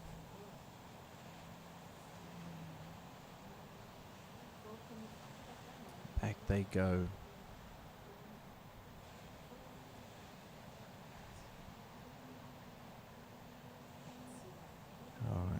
lighthouse crew. Restart that engine and plow back out into the bay. Stefan Engelke and Tiana Swart having their turn. Swart and Engelke from head zone at S73. Look at that. He's still got energy. Viljoen and Els still seem to be in an unassailable lead position. Look at that. In and out before the head zone guys could even get back out there. I seriously think that Ben Viljoen and Nathan Els from Roller Ford are looking to dominate. They're not playing. They are not playing. I wonder if Robert Lowe and Brandon Langeveld have got the strategy, energy, and the engineering on their modified to actually do it from the VAPS guys. But at this point, Ben Viljoen and Nathan Els undeniably out front. There they are. They're second place. There they are. Lowe and Langeveld. When you see on camera, the distance between the two boats looks massive, but from in the number of seconds between the time Els and Viljoen do their rotation to the time those guys in the M19, the blue boat, Robert Lowe and Brendan Langeveld, to the time they get there, seconds. But if you look out on the ocean, the lead that Els and Viljoen have, look at that, you can see it looks like a long way. But Lowe and Langeveld are, look there, look at that. Are they catching them? That looks like a reduction in that lead. Viljoen and Els did all the work in really establishing their dominance early on, but it looks like Robert Lowe and Brandon Langeveld from VAPS are getting the better of closing that gap. There's the still by outboard guys in the modified class.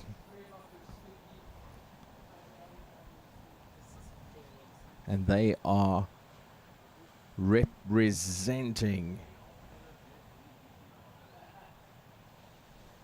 It's Emil Stale and John Maynard.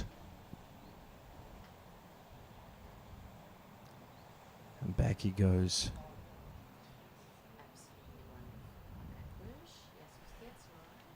The bright green helmets of Leroux Neetling and William Benson coming into the DKL transport boat. That bright green, there you go.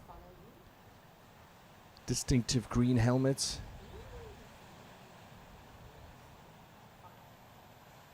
That actually looks like the second place guys. They are back. I thought that helmet looked like Els and Viljoen from Roller Ford. And then I saw the blue boat, Lowe and Langeveld. There they are. There they are. That's Lowe and Langeveld. Is that them?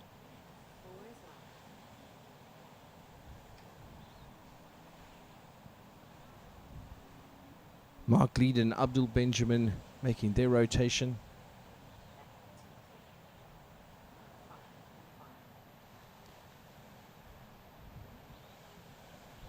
See, it's always a toss-up. Do you come in closer to the sand? But then what happened to the girls in the M777 or the S777? They came too close, but they prop wedged in the sand. Some of these other teams, like those guys, West Coast Petroleum, you'll see on the right of your screen there, they opt to go deeper. Where's my boat, bro? And when you stop too far out, look at the challenge. Look at the challenge. So they opt to be safer and keep the boat deeper, but that does a lot to add work to the co-pilot's journey back and forth. Quinton Lieberberg and Karen Robin Till. Karen having to virtually swim back out to the lighthouse boat. See the fatigue showing. Either that or it's caution, just conserving energy. But I'm going to suggest there might be some fatigue by this stage of the game. The brightly coloured Storm's Flay boat coming in. You're not there is residual energy. No conservation going on there. As you throw everything. That's like a squash ball at the wall. You just throw everything at it. Willem Spies and Jasper Verster there. And around they go. You've also got to think about the fact that some of these folks are in their teens. Some of these co-pilots are small builds, they're lighter frame. Others are in their 20s, 30s, 40s. There's a wide variety of physical characteristics, weight classes, age groups, fitness levels. And it all factors in. Look at that. That is a spectacle to behold. If you are watching this live stream because you are far, far away in on another continent, we're so glad to have you along for the ride today on the Greater Garden Route Tidebreaker Classic. But if you are within striking distance of Jeffreys Bay, get here. Imagine being on the beach watching this coming towards you. Make your plans and do it. There's the Stormsvlei Farms, guys. Spies en Verster.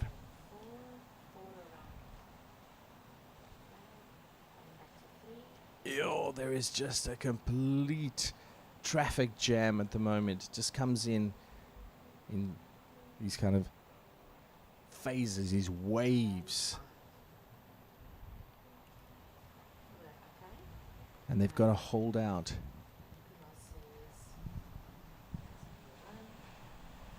Looks like our leaders are back on the way in. Should see them any moment.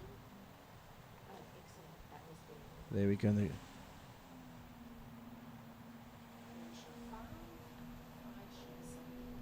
Let's have a quick look across the beach. Just get an idea of the... There's your leader. There is your leader. Viljoen. No, it's not. Sorry. Your leaders in the roller Ford. It is, in fact, Viljoen and else. M49. Look at this. Look at this. No reduction in speed. Yeah, there's a certain level of... I don't know if it glitched on your screen, but here in the mixing studio, it glitched, made him look superhuman. We do think he's superhuman. Roller Ford leaders are out again, M49. Now look out for the blue boat of Low and Langeveld in second place. There's his M19. And the leaders are out again. Viljoen and else are just... They're just turbocharging their performance here today. There you go. Look at that. And they're out again. There's literally not a moment that they're letting up. They're not stepping off that throttle or letting go of it, to be more precise in boating terms. Look at those rooster tails out behind their boat. Incredible. Yellow box crew 89. And the yellow box crew are pro stock class competitors Jacques Mathieu and Harry Erasmus. Oh, the head zone guys seem to be jammed. You see, that's the problem. Engelke and Swart, as you get too close, you can get hung up, so to speak. Your prop can just get wedged. You don't even intend it to happen. The wave just pushes you slightly back and then you're gone into 3, 4, 5, 10, 15, however many seconds of delay. And of course the physical energy takes you to drag that boat back. Look at that. Boom. Just carving the water up. And those wakes just fanning out. Those aren't rooster tails, they're more like peacocks. It's just a huge boom. Look at that. The water just being parted by powerboating. Is your second place team. No, it's not. That's 77. Sorry. Similar. It's the same team, but it's not the same boat. That's Gideon Loopscher and Christian Beyers. They're also from VAPS, like the second place Low and Langeveld. Similar design in the boat. For a moment, I was like, there's your second place, guys. Same team. Different crew, though. And they're back on board. With the modified 11 right in front of us. Mark Gleed and Abdul Benjamin back already. Look at them. And you see those adjustments close in. The ladies getting thrown up in the air. Sensei Smith and Ashley Butler. Look at the pace. And this is several. Oh, there's a little bit of a stumble. There was a little bit of a stumble on the West Coast. Petroleum guys run in and out. You'll see that blue and white boat. There they go. Middle of your screen. Back onto it. And launching. They're from the Pro Stock class. West Coast Petroleum, Dion Stradom and Flippy Skuman. Another modified team. Quinton Liebenberg and Karen Robin Till.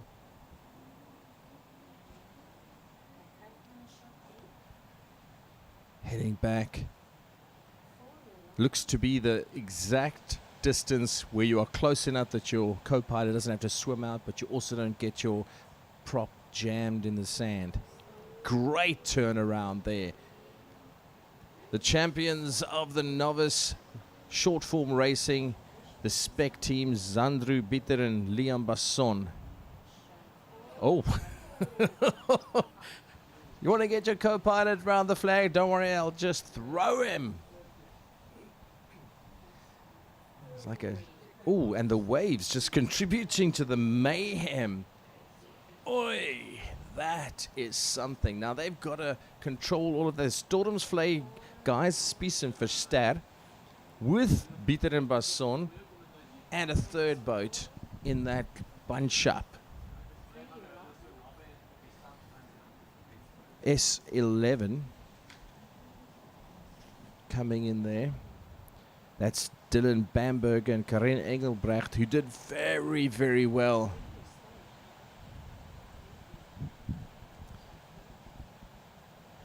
Support crew coming in at high speed. Some of the fatigue beginning to show. Oh, you can see it. I do not blame them. Looks like one of the Lighthouse teams.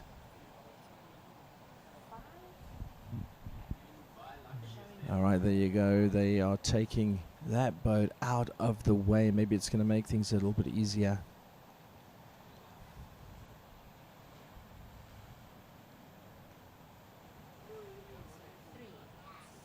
Oh, great approach, but the best laid plans getting affected by waves.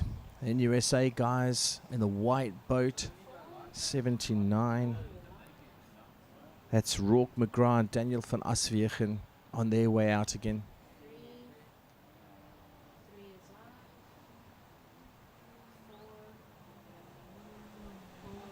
Round the score flag they go. I'm sure they'd love a score energy drink right now.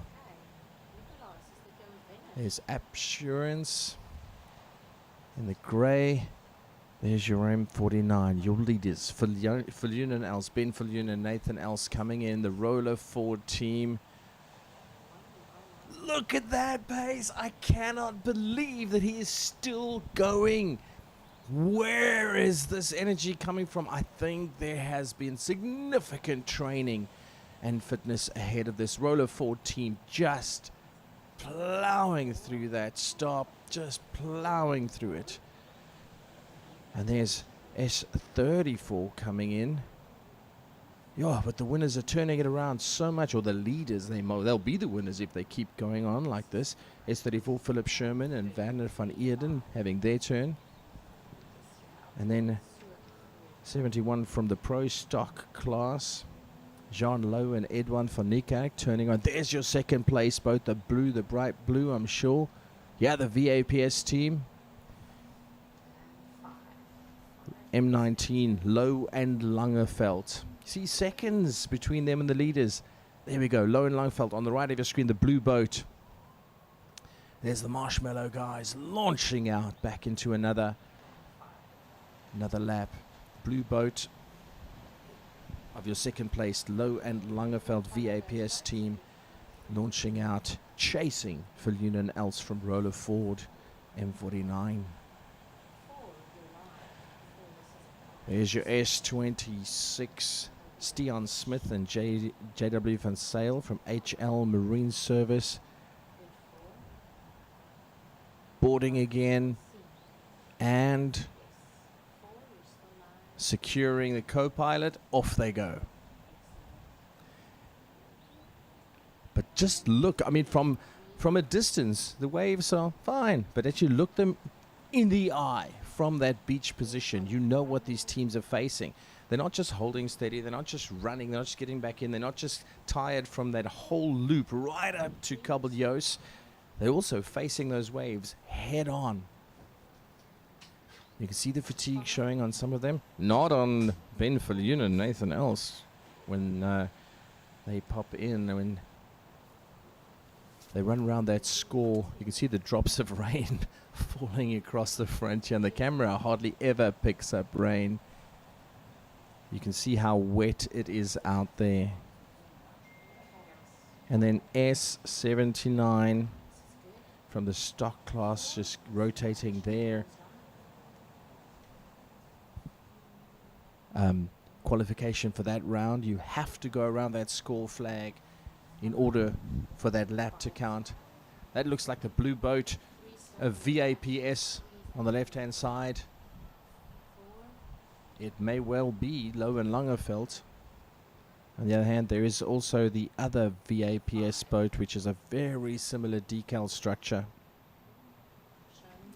That's Loebscher and Bayers in the pro stock class that have a similarly blue themed decal on their boats.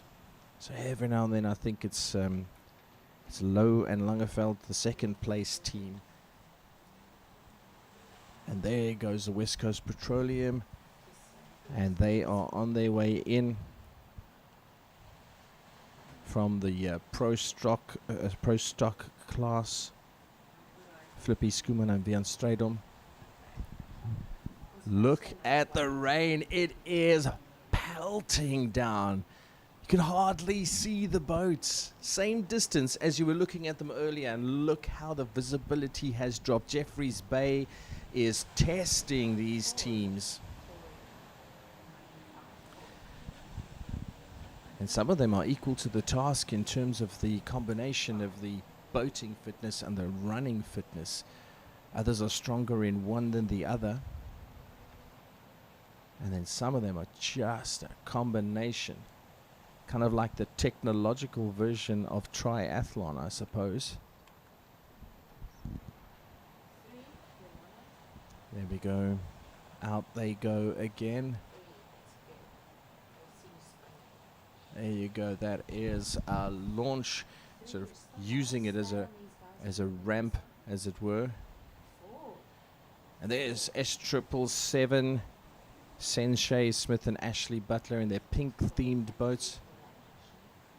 Yo, look at that! This far into the race, still giving it that much. Yo, the Stormsvlei Farms guys, Spies and Verster, and also the other youngsters, the novice class, Bitter and Basson in S35, the spec boat, also giving it horns even this late into the rotations through the endurance level. That's Jan Harms, Swanepoel and Dylan Lloyd from Legend Logistics in S21 that just pulled in there now.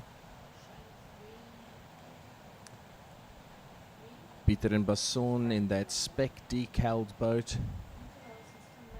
There we go. Let's see how quickly can they get it back in.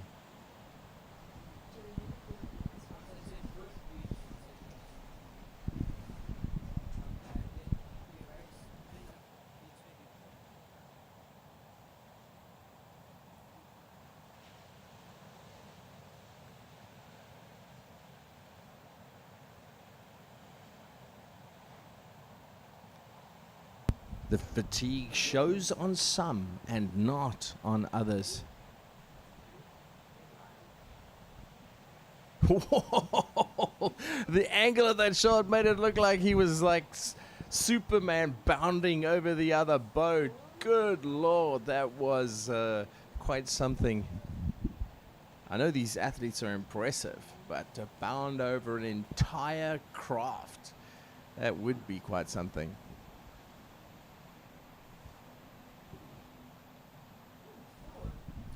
Look at that commitment. That is your leader. That's Ben Faluna Nation, Nathan Els. Still not even stepping back marginally. Not even marginally. That's Johan Kotze and Divan Grobbelaar piling in. Their bands racing, Harvested Treasures. You can see the Daeshua decals there, S27. The Stormflay guys on the left of your screen. And the Marshmallow team right at the top there. Oh, this is a bit of a traffic jam. But this is how some of the teams approach it. They kind of space it out. Others just get as close to the beach as quick as they can, and then you get that conglomeration of the boats as they all kind of get together on the left-hand side there. Phew, look at the speed of some of these co-pilots. So your winners on M40. Oh, there you go. These are your second place team, Langeveld and Lowe, now making another rotation. Past the score flag. That is a valid lap. Robert Lowe and Brandon Langeveld in the VAPS blue M19 on the heels of Ben Faluna, Nathan Els, M49, your leaders in the roller forward boat. It looks like the Faluna and Els might just be opening up that gap there. The blue boat, left of your screen, boom, that's out for the chase. Second place, Lowe and Langeveld. You can actually see the drops of water coming past your screen, so if the camera can see it, how much rain is there that the camera is not picking up with the shutter speed. These guys are facing conditions of note. Wind, rain, cold. S26 coming in.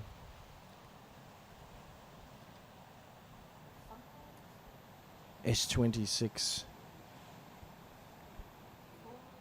making their rotation. That's Stian Smith and Javier van Sale from HL Marine.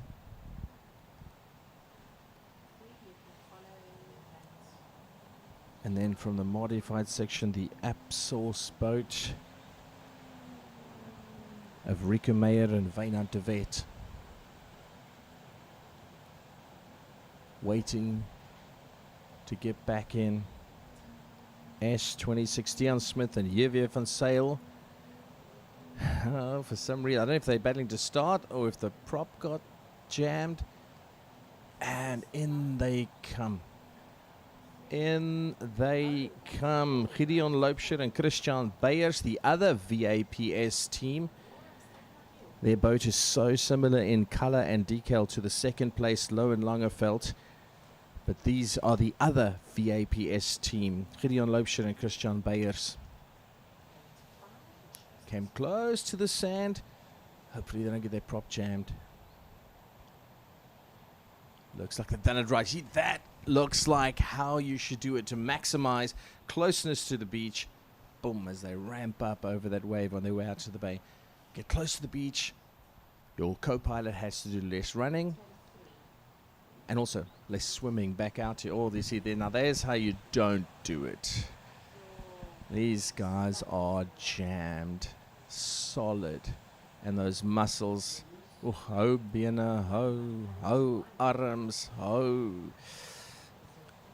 My heart goes out to them because at this level, the fatigue, and then your boat's jammed. Look at that. Look at the speed as they do those long straight lines coming back from Kabeljo's side past Point, past Super Tubes, and all the way in back to Dolphin Beach for the rotation on the start. And in they come. Outboard center still by one of the modified teams.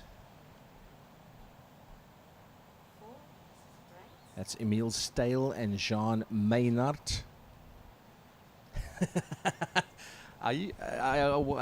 There's definite communication. What's happening? How far? Questions being asked about the rotations. Yo, look at that, they're bunching up. Well, there's boats on. Some of them are so deep in the water, as you see West Coast Petroleum. Boat number 2, which is Flippy Skuman and Vian Stradom. Oh, did you see the hang time on that re-entry out onto the course? I don't know if I'm imagining it, but it's like the sound of the engines is getting louder. I don't know if it's because there's more of them who are here at the same time. There's West Coast Petroleum number 2 coming out, the DKL guys. It looks like they are calling it. The red flag is being waved. And we can see from the Pro Stock class, Leroux Needling and William Benzin, the DKL number 94. And there is a team effort. Another one of the Pro Stock class boats, which is Rikus Roux and Ian Hall from Aliu Black. All right, the red flag is up. Rikus Roux and Ian Hall have already left the boat and gone. Here we go. Look at this. Look at the monumental strain and the relief at having to call it there and look at the times. Rely on your work that's done to this moment. Boom, the spec cut. They're not going to drag the boat out. They just plowed it onto the sand, got round the flag. That's how it's done in Bitter and Basson style from spec. They just like, boom, I'll put you on the sand, brother. You run the next 3 steps around that flag. This is how it looks as they finish. The excitement, the relief. Now, there's another problem. You've got to be getting those boats and putting them somewhere so there's some space left for everyone else. Looks like the Marshmallow guys on the other side just piling in. That's Dreyer van Niekerk and AJ Bosch in 88, that colorful pink boat. Oh, it looks like the light has dropped significantly. Maybe that's why the red flag went up. Change in conditions. It happened yesterday afternoon.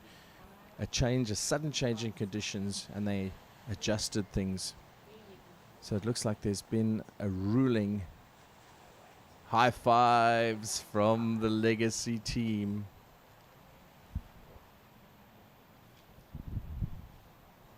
That could be your second place boat there. Lone Langerveld. Either that or it's the other VAPS boat, which would be Gideon Loubser, Gideon and Christian Beyers. And they are into the beach. Most of these teams. There's the NUSA guys. Rourke, McGrath, and Daniel van Aswegen on the left of your screen. Helmets off, celebrating, relaxing.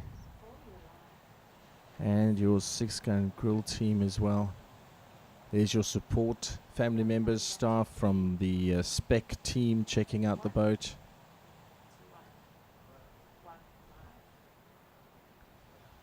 Yeah, it is just incredible to see the performance that these teams have put in. You might have heard throughout the course of the live stream of the last couple of days, I like to call them athletes rather than just competitors. Because this is not just about competing, it's the athleticism. Oh, look at, that's a beautiful thing. The Vincent drilling team pulling in, coming through there. Oh, riding the wave. Ah, you can finish. Oh, you can finish in style. It's doing a bit of surf maneuvering, and there they come. I suppose they've earned a little bit of play, a bit of crest surfing at the end of it. And then they've still got to run in. I don't know how it feels. So the pilot, okay, put me over there. No, don't put me in St. Francis. Put me right next to the flag, man. And they're running in towards that score flag. You see the red flags up left of your screen? See the official indicating. I'm trying to see where Viljoen and else the Roller Ford guys have parked their boat, or if they were out on another final lap by the time the adjustment was called. Not sure.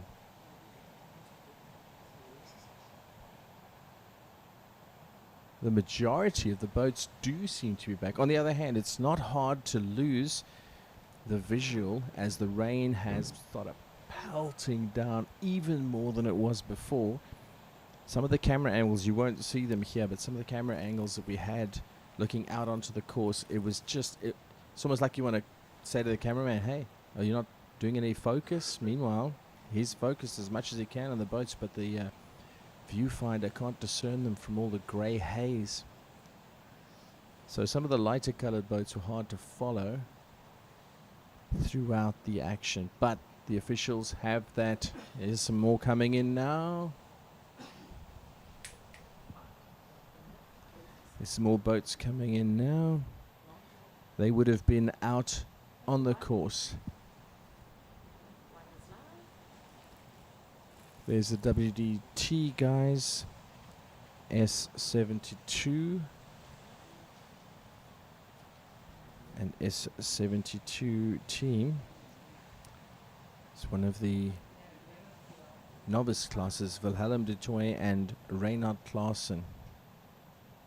They just have to run around that score flag for the start finish.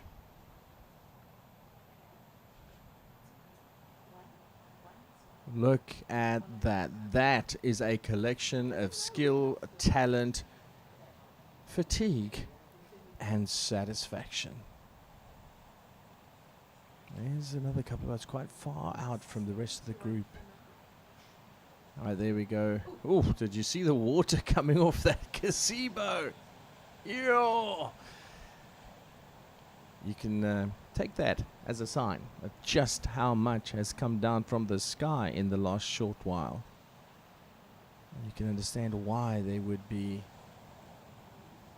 putting a limit on what's going on. Lots of high-fiving going on, lots of chatting, congratulations, commiserations. This has been an epic weekend of motorboat racing in Jeffreys Bay, South Africa. Thank you for being part of the live stream. We are coming to the tail end of the long haul endurance race. If not the end of it, we'll just be waiting for official results once they collate. I don't know that there's anyone else out on the course at this point in time. Look at that. High fives all around. There you go. They are satisfied, happy, accomplished, exhausted, and pretty much frozen, I think. Well, there are some smiles still. There are some smiles. They deserve it. They deserve it. It's the Greater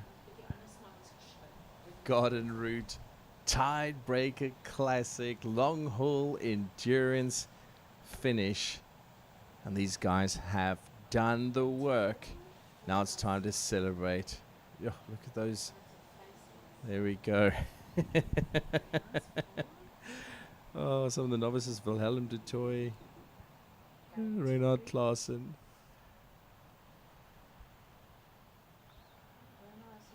Have a look at the scene.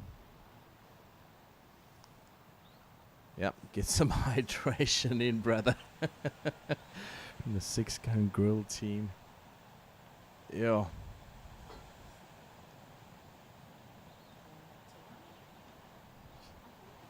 All right, there we go. That is the end of the long haul endurance race. If you'll stay close, we're going to give it a moment and come back. As soon as we get results from the officials, we'll post those. In the meantime, thank you for being a part of the stream. And a thank you to Huizenmark, to True Technologies, Easy Move, Click Magnet, Digital Marketing, and Koga Local Municipality, sponsors for our live stream. Happy to share this with you across the world.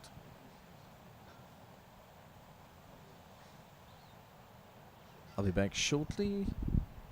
In the meantime, take a look at this scene. Thank you for being in Jeffreys Bay with us from wherever you find yourself.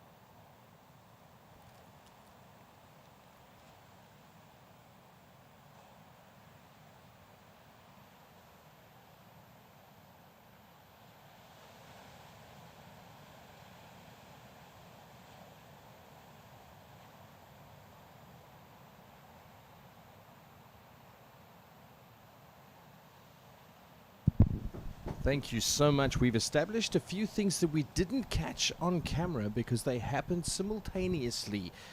First and foremost, we want to congratulate the winners of this event, and that was the long haul portion of this year's Greater Garden Route Tidebreaker Classic. And that's Ben Fillion and Nathan Else from Roller Ford Infanta M49, followed closely for the entire race by Robert Lowe and Brandon Langefeld in M19, the VAPS modified boat. Congratulations to them.